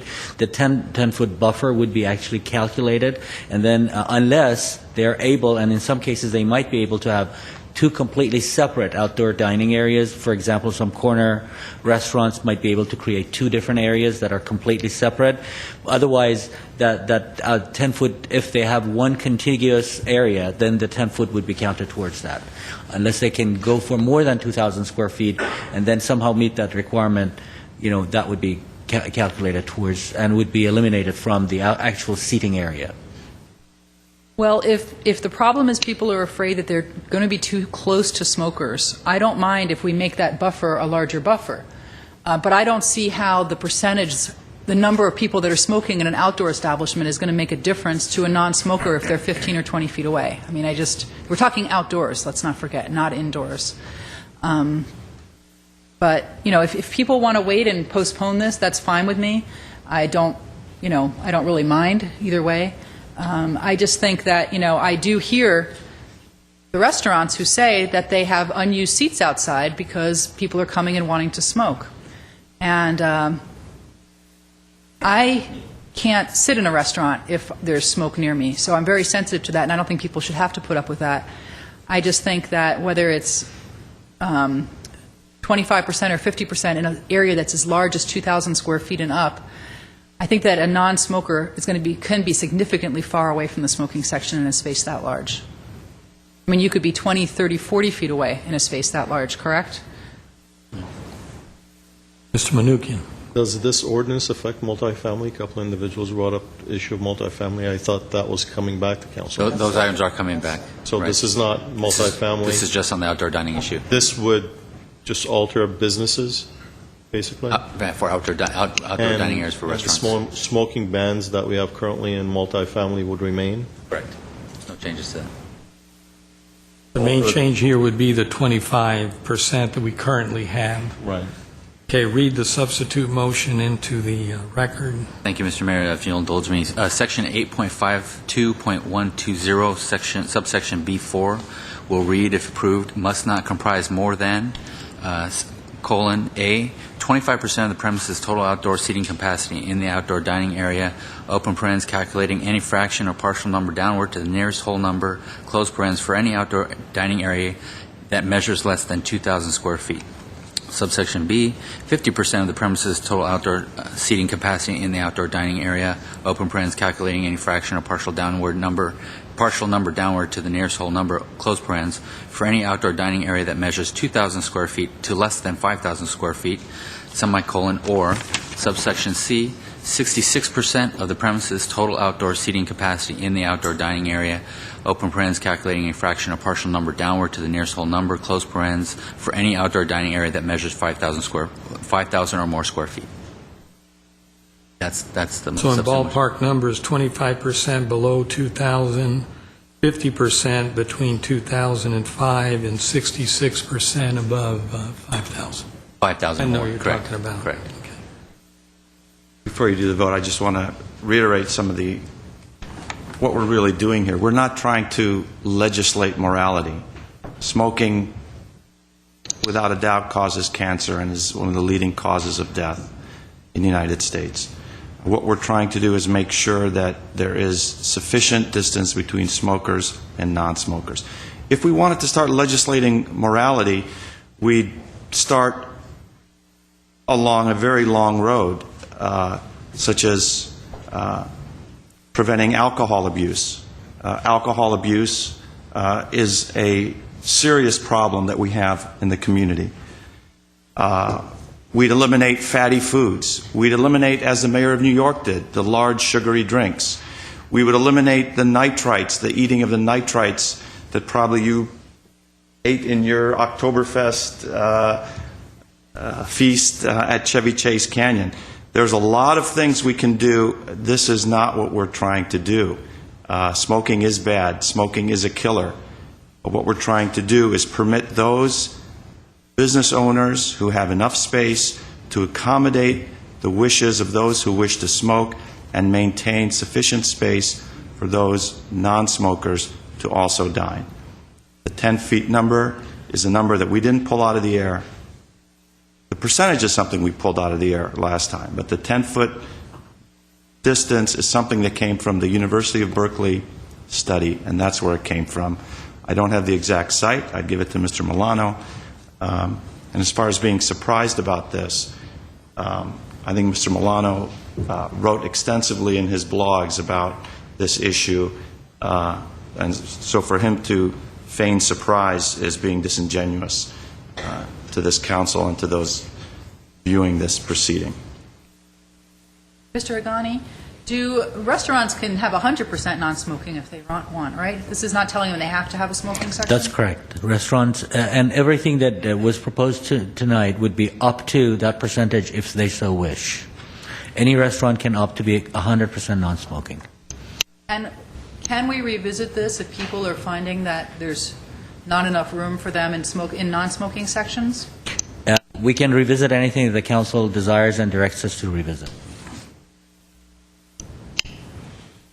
Okay, well, as I mentioned for myself, the percentages are just a bit too high, and I'd rather just let the staff do some research and come back to us at a further date, at a future date. Any other comments? Roll call on the substitute motion. Council members: Friedman, Yes. Manukian, Yes. Najarian, Yes. Weaver, No. Mayor Quintero. No. Substitute. Mr. Mayor, I just hope Carries. that my two colleagues that are running for re-election are willing to go out and discuss their stand on smoking during the election campaign. I think it is a very good one to ask them why they did what they just did. Thank you.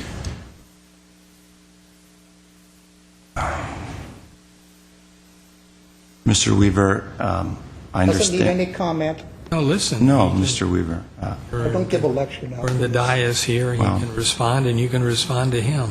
I understand your disappointment. I understand your strong opposition to smoking. That is clear. My only attempt here, as I said, is not to legislate morality, but to accommodate the wishes of both the smokers, the non-smokers, and the restaurant owners. And I will be happy to explain that in detail to anyone who wishes. And you don't have to wait for campaign season to start. You have my email. You have my telephone. All right, we will move to the next item at 8A. 8A, under action items, General Manager of GWP regarding proposed amendments to Chapter 13.16 relating to water service connection within Glendale city limits. 8A1 is an ordinance for introduction. Mr. Mayor, members of the council, as you can see, Ms. Monterosian is eager to go through this with you, so I'll just turn it right over to her. Thank you. Good evening, Mayor Quintero, council members. You have a rather short staff report before you, along with a short ordinance. This ordinance is basically a cleanup ordinance. It does not affect the water rates. It does not change the rate structure. All it does is it separates the definition section, which was inadvertently put in along with another section, and it overwrote the other section. So it separates the definition section to be its own section, and it reinstates the prior code sections. Questions? Move 8A1. Oh, wait, no, I'll introduce the ordinance at 8A1. Okay, I have a speaker, Herbert Milano. Oh.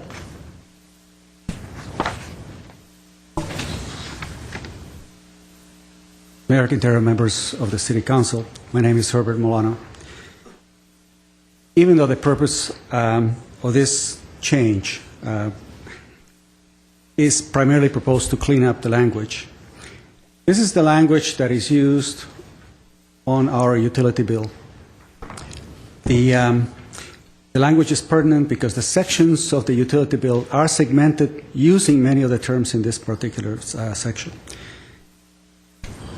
Maybe the city attorney can stop me if I'm not pertinent to this particular issue, but I think that the city should be bringing back this whole concept of these particular terms and how they are applied to the utility bill, because they are confusing to the users, they are not understood by the regular utility ratepayer when it comes forth, and it is a significant component of the way the rates are structured. The Glendale Water and Power is going to be considering revising that electric bill.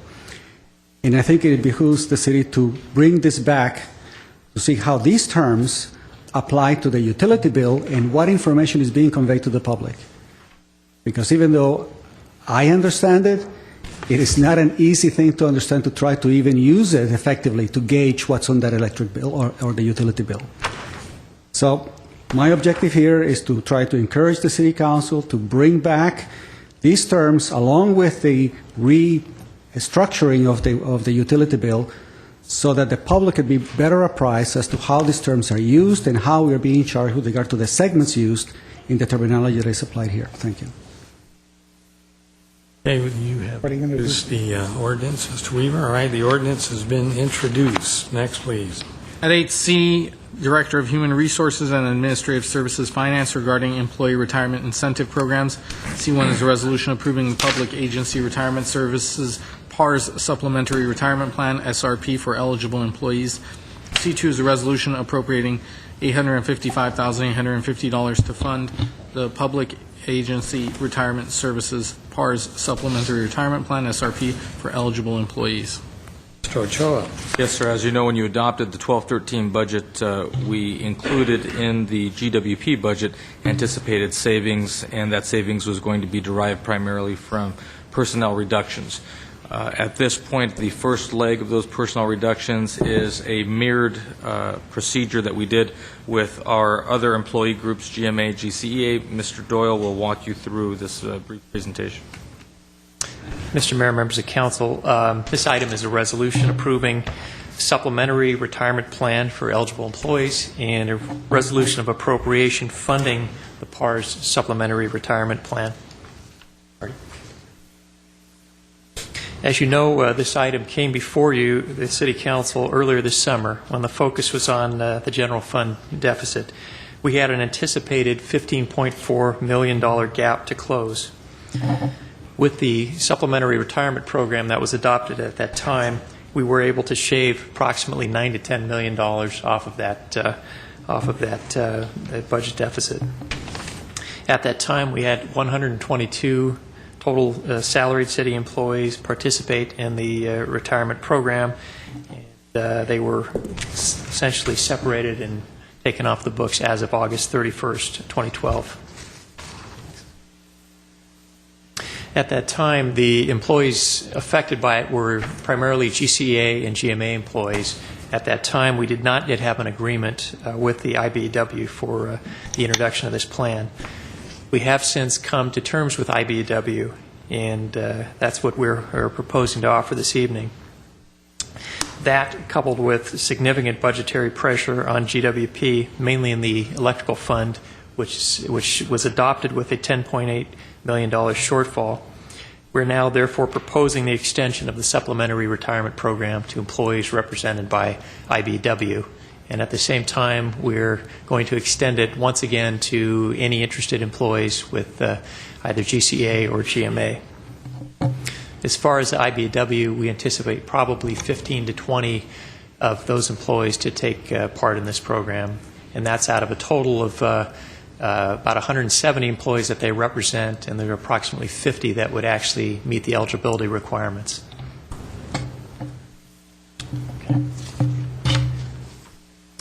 The timelines that we've adopted for this particular introduction of the SRP plan would be upon the adoption of the council. The filing period would run from now to October the 12th, with a retirement date of October 31st. So essentially, the end of this month, the retirements would have to take effect.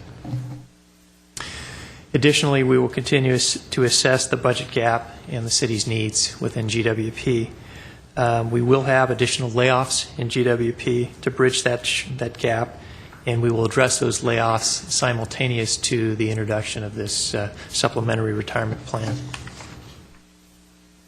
So in conclusion tonight, really there are two items: the resolution approving the supplementary retirement plan, as well as the resolution funding the supplementary retirement program.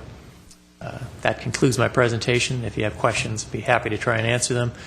We also have representatives from PARS here this evening who can answer questions. Additionally, Mr. Elliott, our finance director, is here as well. Ms. Manukian? Yes, I want to clarify an issue which you just stated, and that is that 50 are eligible and approximately 15 to 20 will most likely take it. Yes, sir. Except the PARS? Yes, sir. 50 would meet the retirement age and service time requirements in order to retire. Right, so 50 are eligible, and you're expecting 15 to 20 to accept?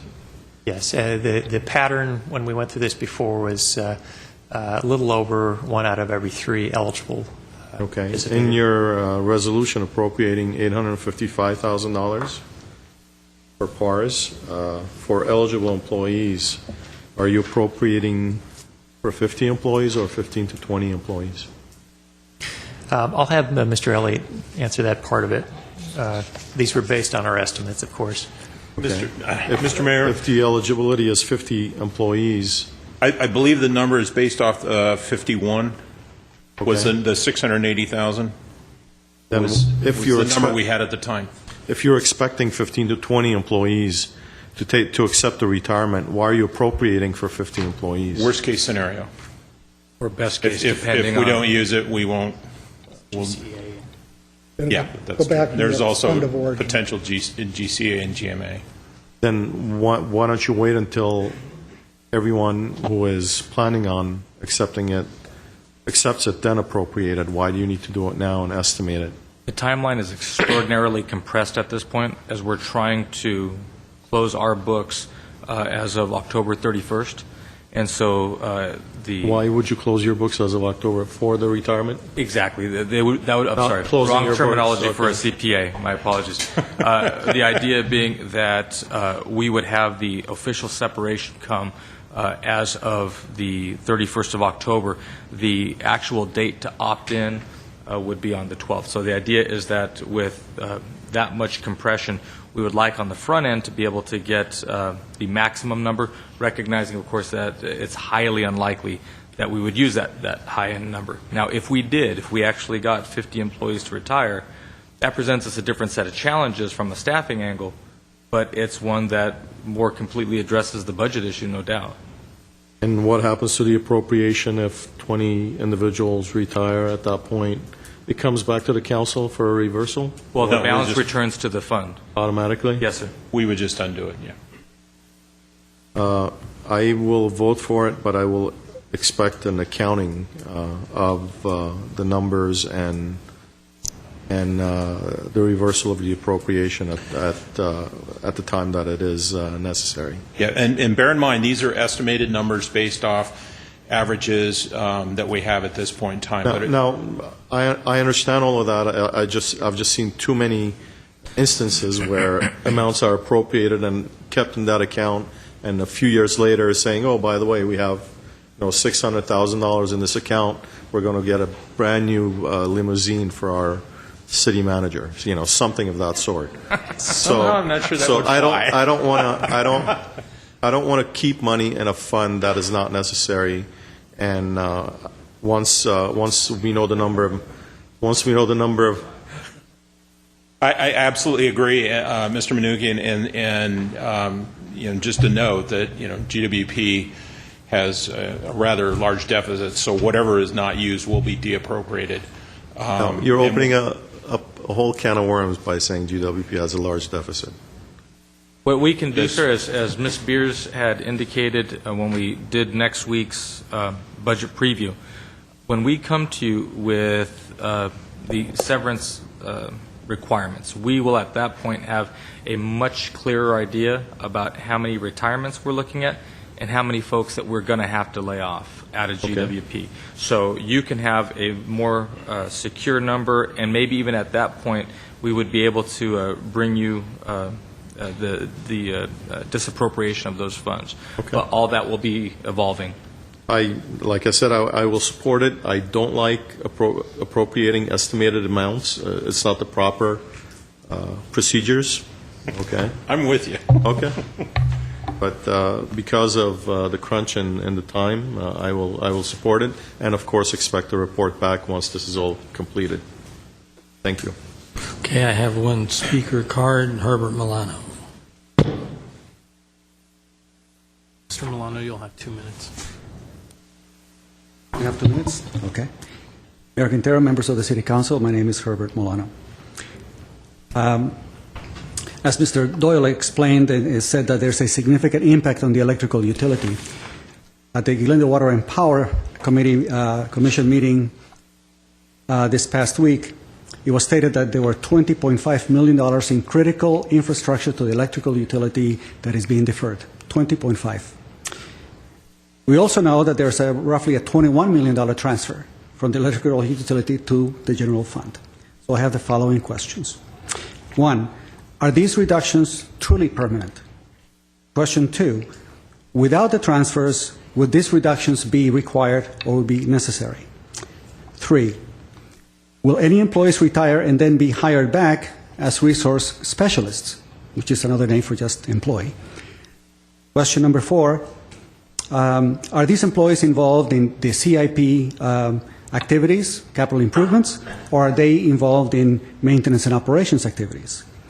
Question five, if they are in M&O, does it mean that we had 15 extra employees all along? Or are the maintenance and operations being reduced significantly with regard to its maintenance in the equipment for the GWP? Thank you. Okay. Do I have a motion? Move 8C 1 and 2. Second. Roll call. Council members: Friedman, Yes. Manukian, Yes. Jarian, Yes. Weaver, Aye. Mayor Quintero. Yes. Next, please.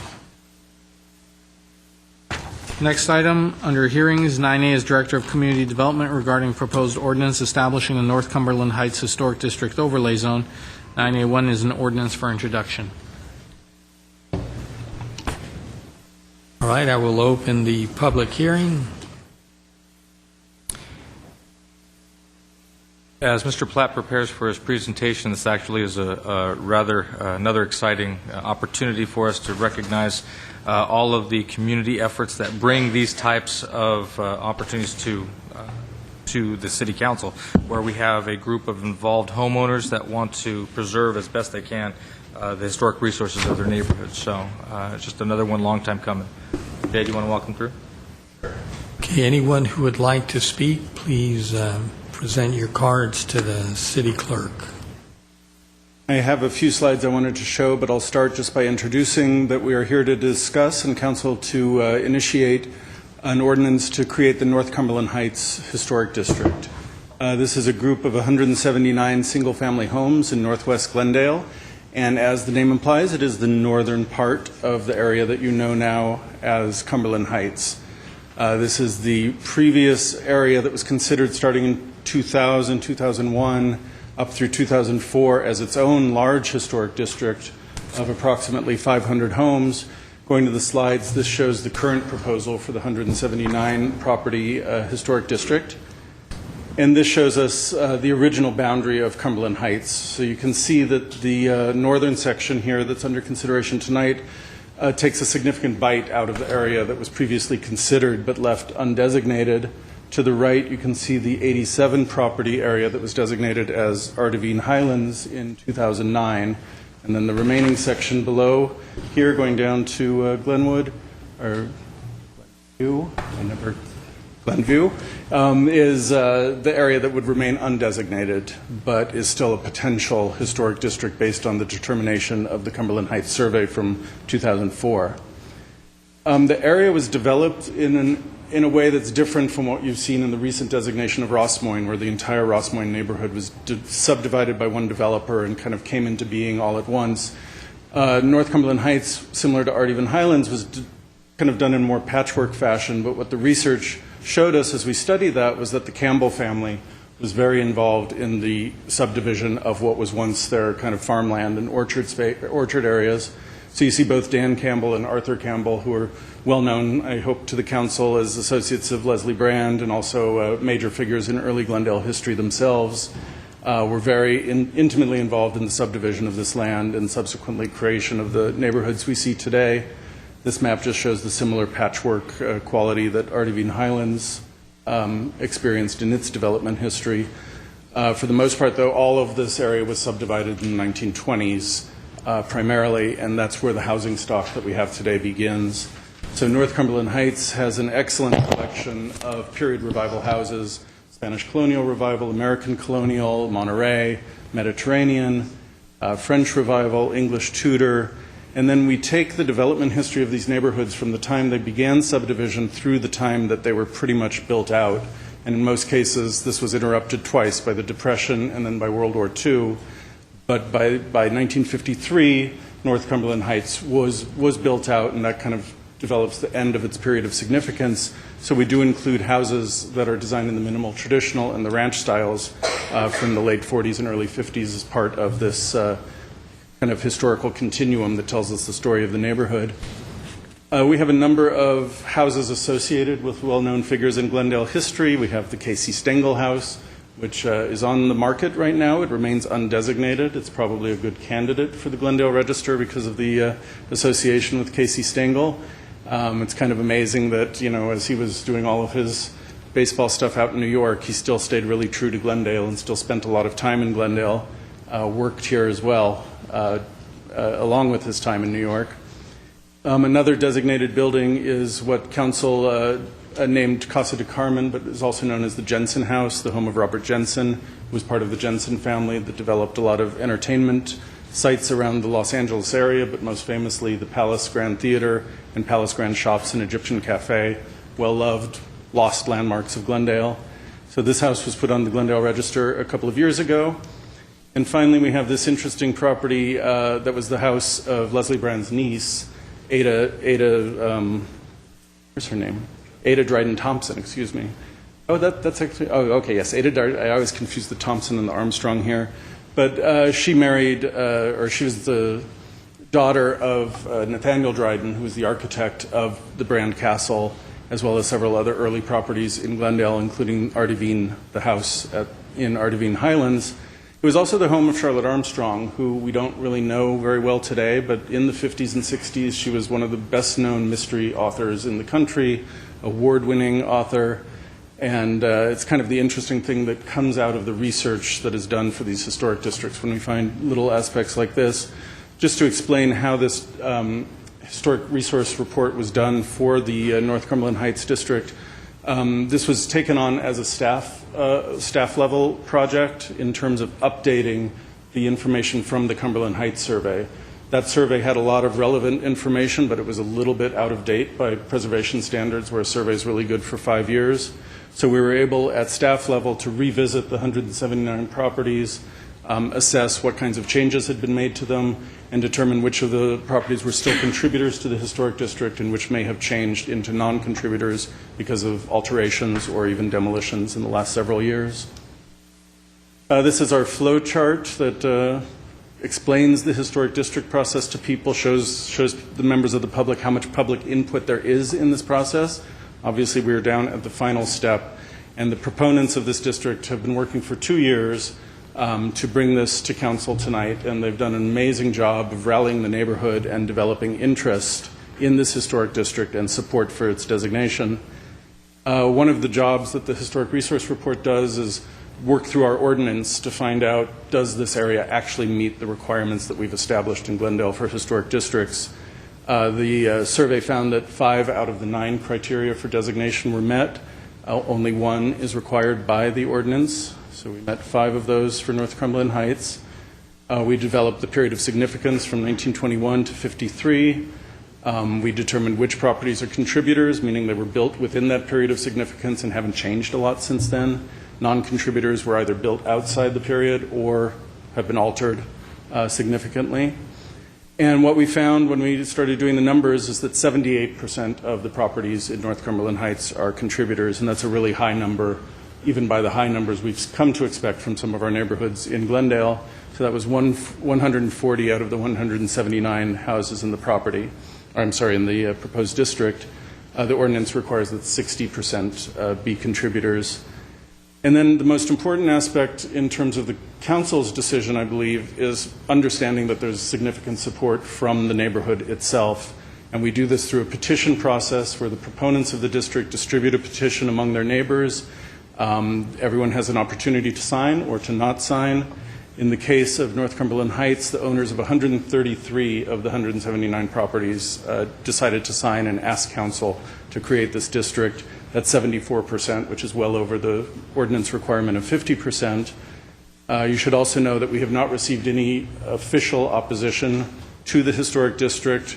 There hasn't been any significant members of the community coming to the various public meetings that we've had opposing the district. And then both Historic Preservation Commission and the Planning Commission have reviewed this proposal, and both of them recommend that City Council designate the North Cumberland Heights Historic District. Thank you. Questions? Ms. Panucci? Were there any non-significant portions of the community who were opposed to the?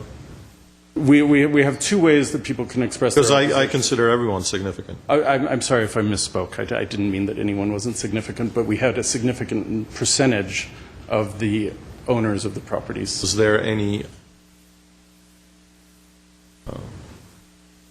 opposition to speak of? There are individuals who oppose designation of historic districts. We didn't have any organized opposition. We have a process where an opposition petition could be submitted to council, and there was no organized opposition. Approximately how many individuals were opposed to it?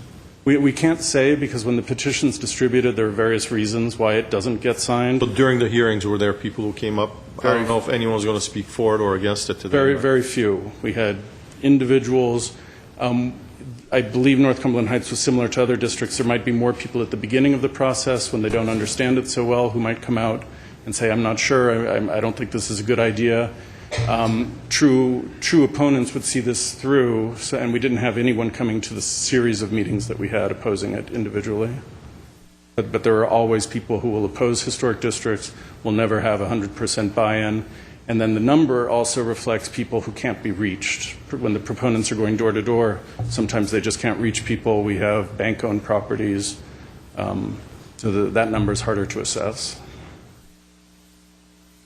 Okay, thank you. Thank you. All right, I think I have 12 or 14 cards, so I'll call 2 names. Please move to the front so we can move through the speakers. You'll be given 2 minutes. Robert Farkas, followed by Peter Roosh.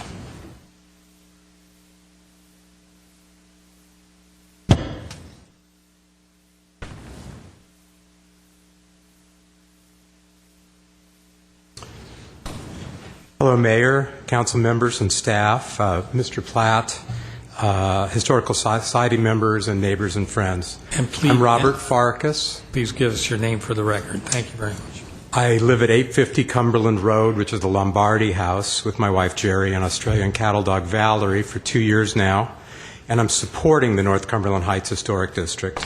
I'm going to try to give you 5 reasons why the proposed district is good both for the homeowners and for the city of Glendale. The first reason is our homes will become more valuable. The empirical evidence are based on studies over time of the impact of historical districts on property values.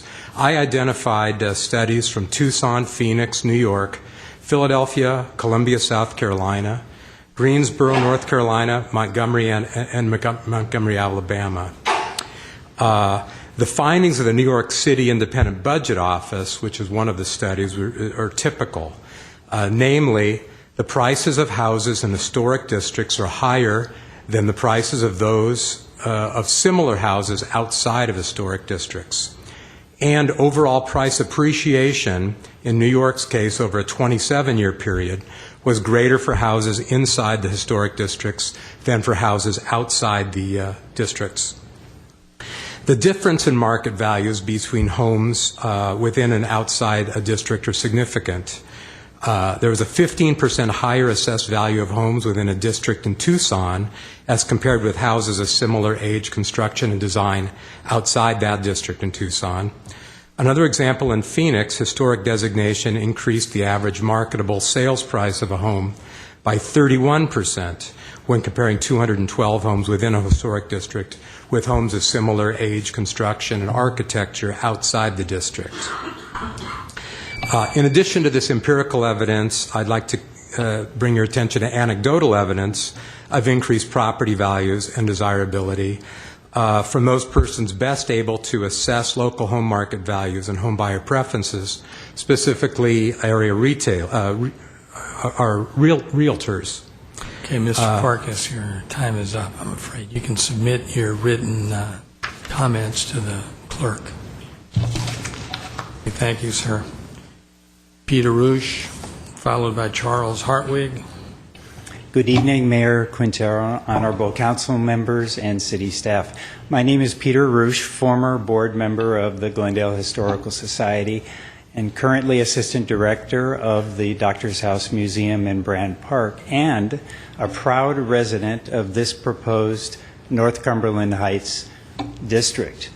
Over 10 years ago, Jerry Cragnotti had this idea of historic districts in Glendale.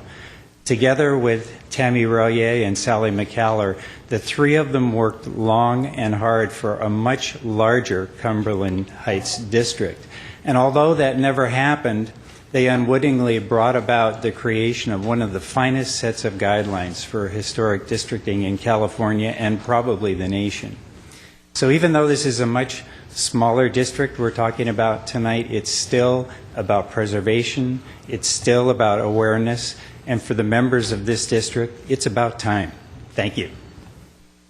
Thank you. Charles Hartwig, followed by Diane Pruitt. Good evening. Charles Hartwig. I live at 1720 Idlewood with my wife and family. We've been there for now about 16 years. And we were drawn to the neighborhood by the very character that is being hopefully validated by this effort. I have been somewhat ignorant of the whole process of how this has all come about and taken place in a number of the other districts around our neighborhood, but I must admit I've been dumbfounded to drive around the general area and see all these historic designations and look at our neighborhood and say, what's wrong here? Why is this not happening? I believe that our neighborhood, in fact, has more unique character and I think a stronger case and more deserving case for historic designation than many of the others that I see that have already received it several years ago in advance of us. So I'm highly supportive of this. I think it's long overdue. I think it makes sense and would appreciate your support. Thank you. Diane Pruitt, followed by Janet Jung.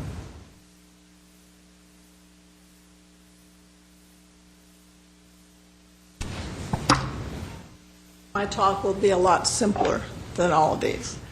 We've lived in this area 36 years.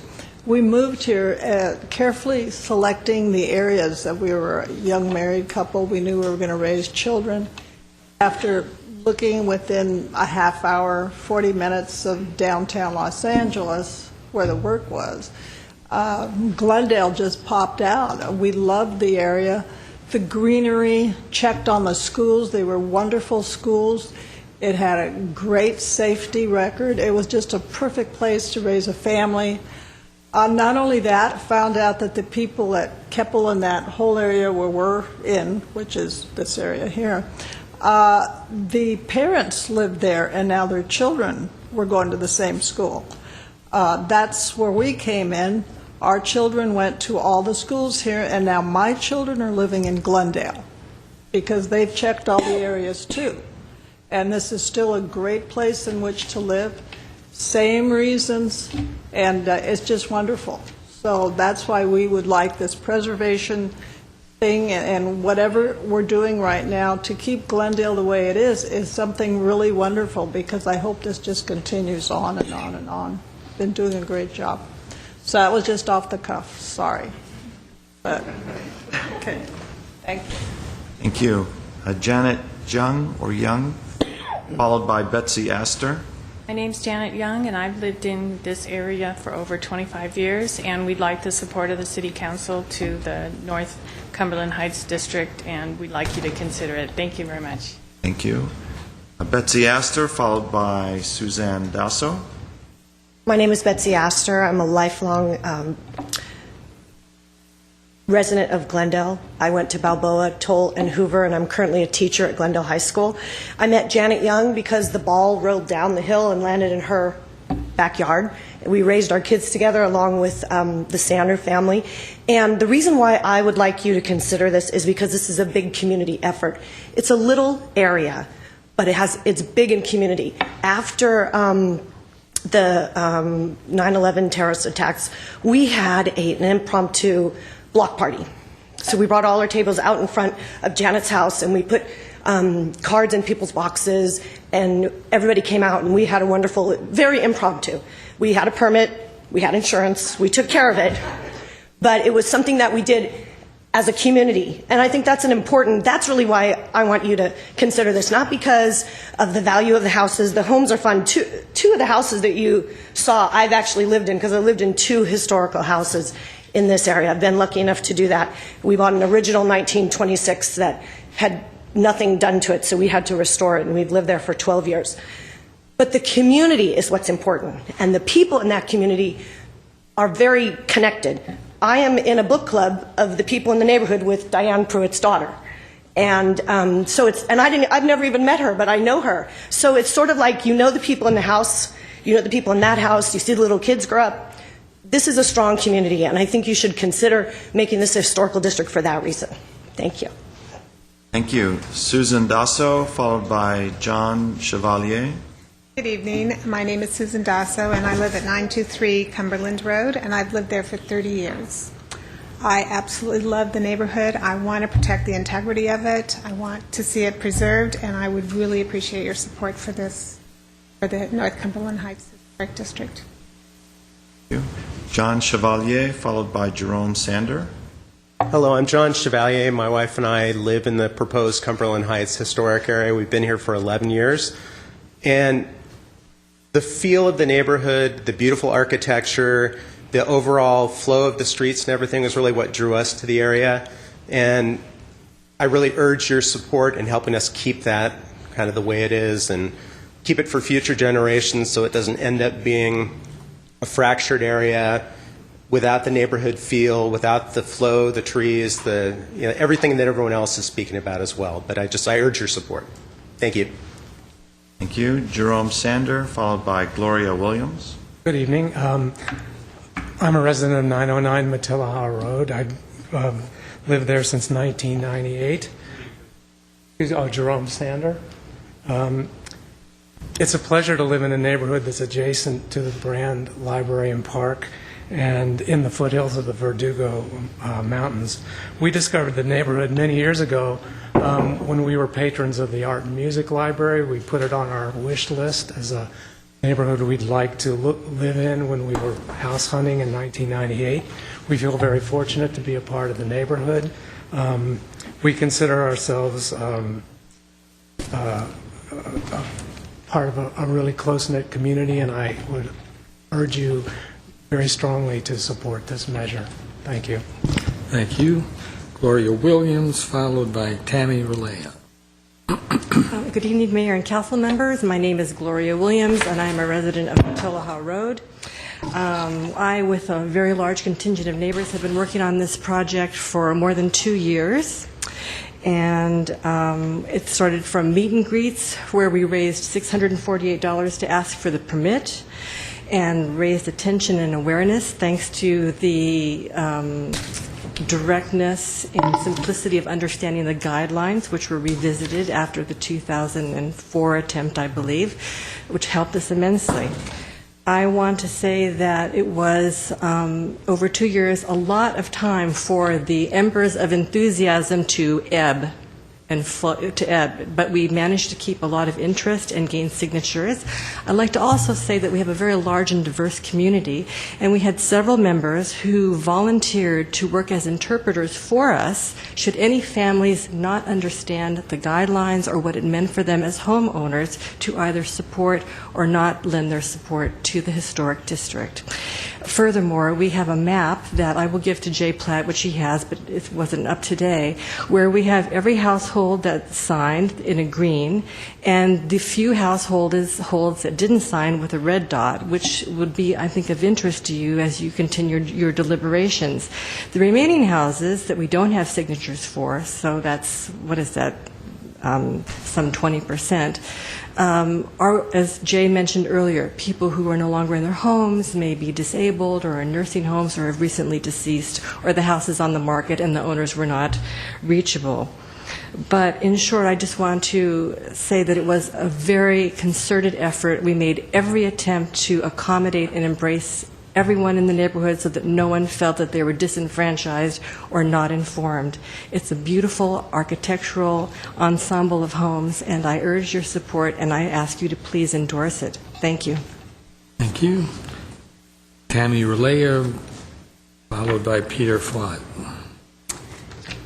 Good evening, members of council. My name is Tammy Valier, and I live in the Ardeven Highlands Historic District. And hopefully, some of you might remember that I was one of the lead applicants on the Ardeven Highlands District, and along with Jerry Craignotti and Sally McAller, I was also one of the applicants on the Cumberland Heights application.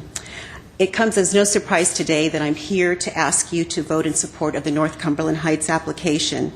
There really are not enough words to express how joyful I am to see another portion of the original application now being part of a historic district. While it wasn't always so clear in the beginning, we can look back today, and over 7 years ago, I'm sure you'll all agree that historic districting was pretty much in its infancy stage back then, and we certainly all learned a lot.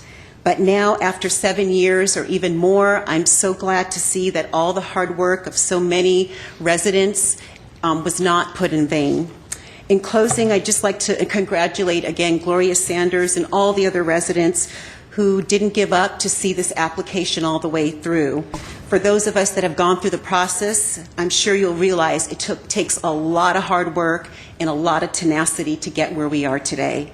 And last of all, I'd like to thank the council members who are still on the council today for your public support during those very early years. Thank you very much for your time. Thank you, Peter Fouad. That's my final card. I'm Peter Fouad, President of the Northwest Glendale Homeowners Association. Our association strongly endorses this application. It's a happy moment. I know you folks deal with a lot of very difficult issues. This is a happy time, neighbors coming together, a lot of neighborhood empowerment. And I live in the Ardeven Highlands District, and together with this one, we'll have 266 homes, and it'll be a very nice contiguous block of historic homes. So again, I hope you endorse this historic district. Thank you. Thank you. Right, I will close the public hearing, and let me say, boy, I think you all have talked about this for so long that it didn't take that long to get through these cards, and I'm sorry I had to cut Mr. Farkas short because I would have liked to hear some of the statistics, and I hope he can submit it to the clerk because they'll be valuable for other neighborhoods that want to take this step. So the public hearing is closed. We'll now discuss it here on the dais. Let me say I'm 110% in favor of this district. I'm kind of sorry that it took so long, but regardless of how long it took, I believe it's going to pass tonight, and you'll have the satisfaction and the pride of knowing that you live in a historic district. I'm one of these people that kind of cuts through your neighborhood on a regular basis, and I always take people from out of town through here. This is part of my Glendale tour, and it is a remarkable area, no doubt about it. Very eclectic in terms of the type of homes, and I think it's reflected in the choice of some of the choices that the staff put together to show the public. But anyway, I'm very happy that that this will go in a positive manner, and thank you very much for all the hard work that you've done. I know you've worked with the staff and worked through all kinds of issues to get to where we are tonight. Other comments? Mr. Weaver? I can say it's absolutely great. I know a lot of work went into it. I've been here since the infancy, watching it happen. I hope we're not done yet. Great areas we have. One thing I'll sidestep on, Casey Stengel. I saw that. I wondered where he lived. We have probably the two greatest baseball coaches in the history of baseball.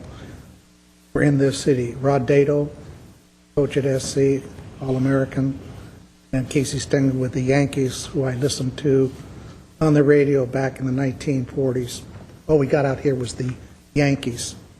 And I don't know where Rod, they're both Northwest Glendale people lived here.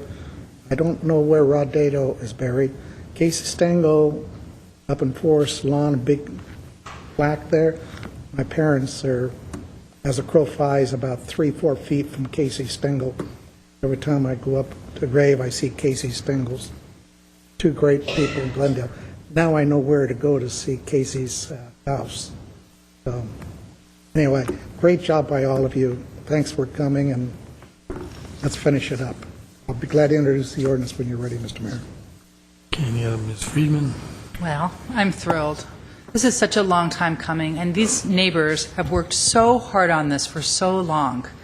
And Tammy's absolutely right. I think it was she who pointed out, was it Tammy who pointed out that maybe it was Peter, that the whole historic districting came out of this area. You know, this was sort of the first area where the residents came up and said, we've heard about this concept and we want this in our neighborhood and we're so proud of our neighborhood. And if it wasn't for them, we might not have historic districting at all in Glendale. So it's really overdue. And I could be happier if it was that original huge district. But I think that will come. I think that will happen. It'll spread out as those neighbors start to see what that means for this area. It's so important for the sense of place for the residents. It's important for the protection of the integrity of the district. It gives people buying there the confidence that their neighborhood's not going to radically be changed and that they're not going to lose the structures that make the neighborhood special. I just, like I said, I don't even have words for how happy I am to see this happen. I'm just so happy, and I'm so proud of the neighbors and so thankful because what you've done is to really give the whole city a gift of preserving this neighborhood. So I'm obviously very much in favor of this. Comments, Mr. Najarian? Thank you, Mr. Mayor. I have many friends that live in this district, and I visit them often. Clearly, this is the area of some of the finest homes in Glendale, and I don't mean just size, but I mean character and style, from Casa Carmen to the wonderful homes along Grandview to Cumberland. I think it's a great move, and I fully support it, and I will be happy to defend this decision along the campaign trail should someone wish to raise it. He's pandering now. I will also support it. I remember some of you from the earlier ordinance where, and I voted in favor of the historic districting back then. I think what came out of that effort was certainly the proper way of going about the historical districting. These efforts certainly are culminating in positive result. I also spoke with my appointee to the Historic Commission, and she indicated that this was certainly deserving have a positive vote, so I will be supporting it. Need a second, and Mr. Weaver? Oh, I'm just introducing the ordinance. Okay. The ordinance has been introduced. It will be voted on next week. I assure you there won't be any modifications. It'll Thank you, pass Mr. Mayor. as introduced.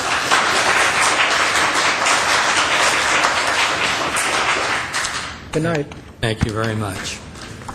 Just oral communication. Next, please. Next item is oral communication. This is a 5-minute portion. Discussion is limited to items not part of this agenda. Each speaker will be allowed 5 minutes. Council may question or respond to the speaker, but there will be no debate or decision, and the city manager may refer the matter to the appropriate department for an investigation and a report. Quiet, please. We have more business to consider. Herbert Milano. I think he's gone. Margaret Hammond. Margaret Hammond. Next. Herbert's gone. No, Herbert's you're not next. here. You're next. Herbert's gone. You had the staying power, Margaret.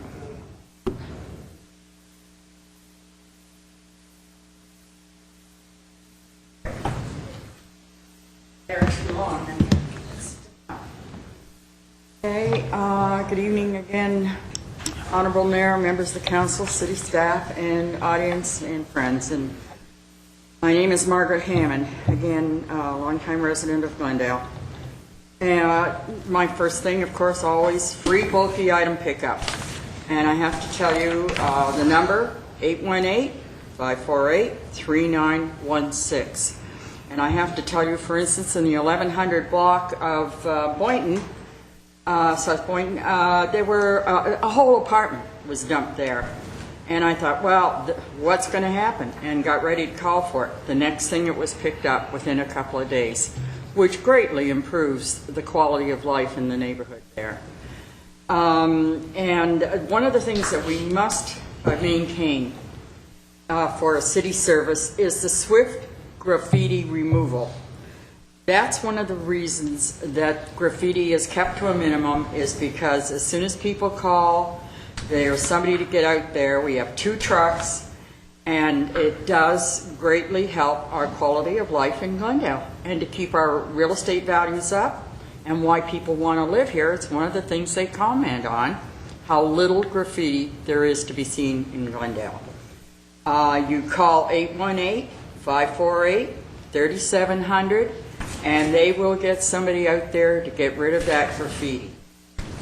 The other thing is that I need to bring up is the TPAC, and it's the number for that is www.tpac.net, and that will bring in a possibility of getting it on the ballot that you have to have legal state ID to vote. Many other states, and they're increasingly, have adopted that idea, and there's no reason we shouldn't have it here. Anybody who is legally voting can't object to it. It's only the people who want to illegally vote that object to having to prove that they are legal, have a legal right to vote. And so I think it's a great idea. And again, as I said, we would go back to the idea of the traffic jams down in that area that you call the triangle. You sit every day, I do it, on either Los Feliz, or if you're trying to get through Central and San Fernando Road. I know you're telling me it's a private thing, but still we keep having these things dumped down in our area, just causing more of our quality of life to be eroded by traffic, congestion, smog, whatever you want to call it. So I'm hoping that we're going to try and arrange to have some of those new projects, whatever you call them, above Colorado. Put them up further north. And as I say, there's lots of big homes up there that you could build apartment houses on, big lots, and you'd only have to take down one home to put them in there. And so I believe that it's time that we got to that idea. And again, as to the business of the smoking in whatever, I'm never going to give up. I'll be passionate to the day I die because I've had so many of my family and friends die from smoking. And I think it's very two-faced to start off handing out pink T-shirts to City Council, having our city firemen who are employees of the city, and promoting that about cancer, and then turn around and allow the people to smoke and cause people to die of secondhand smoke. So thank you very much for listening to me. That's the final speaker. Oh, Herbert came back. Herbert Milano.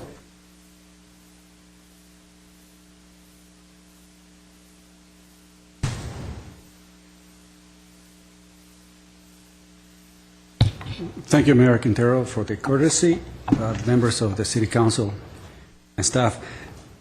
I want to address an issue that I write on a fairly frequent basis, and it has to do with transparency, Public Records Act, and the reason why I pursue this kind of information.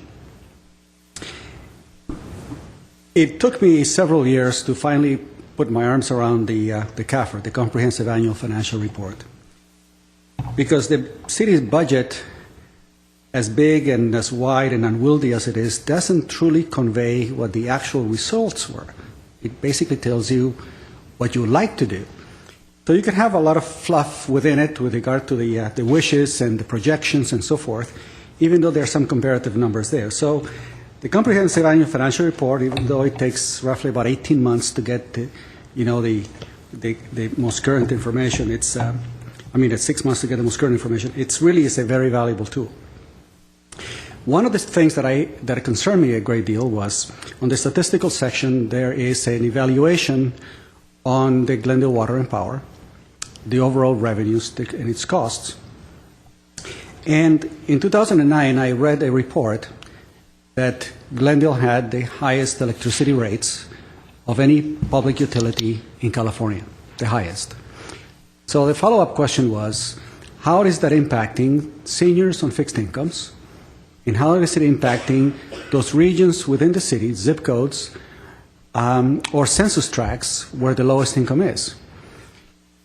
So I made a request through the Public Records Act to find out how many people within zip code 91205 received a 48-hour notice of impending shutoff. Because knowing that, as a city council, if you had that information, you would know how to arrange for policy whenever you're considering a rate increase. Well, I was told that in order to get that report, I needed to pay $2,000. So I found out what the name of the software is for Glendale that runs the billing system. I contacted the software company for the listing of the cities that had the same version that the city of Glendale had. Gave me the name of Decatur, Alabama. I called them up, made the same request, and had an answer free of charge within 24 hours. I did something similar with regard to the treasurer's report, tried to find out how do you reconcile by fund where the treasurer's balance is. Really simple, because that would tell me that anything not allocated should be close to or more than the reserves that you have allocated as an ordinance. But I've been denied that information with a statement that the city just doesn't maintain that information, which is kind of amazing. So I've been doing it for the last 2.5 years. Every 3 months or so, I make the request. We get the report from the city treasurer. I say, what are the balances on the funds that make up the city treasurer's balance? At meetings with the representatives from the city attorney, says it's impossible, we don't do it. Okay, so I decided to go to the city of Burbank, went to the city clerk's office, did a Public Records Act. Then I decided to go to the treasurers. I requested the report, got it, and said, by the way, you can just walk over to finance. Maybe they'll give you the information. So I did. I walked up to finance, and I got my report from them in 10 minutes. No hassles, no visits with the city attorney, no stress, very simple.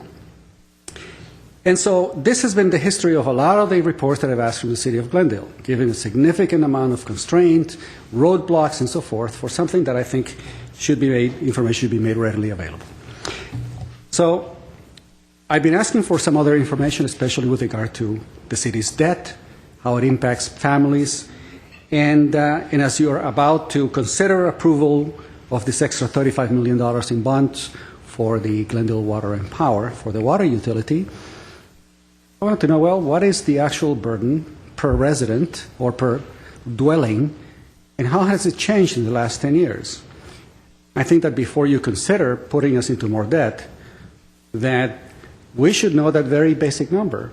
What was the debt per dwelling in the year 2000, 2001, and what would be the total burden and the total debt per dwelling, so that the residents can assess what has taken place gradually throughout the years as we get more and more debt piled up on the residents and then on the utility and then on the rates that you have to increase to adjust for, to support the bond issue.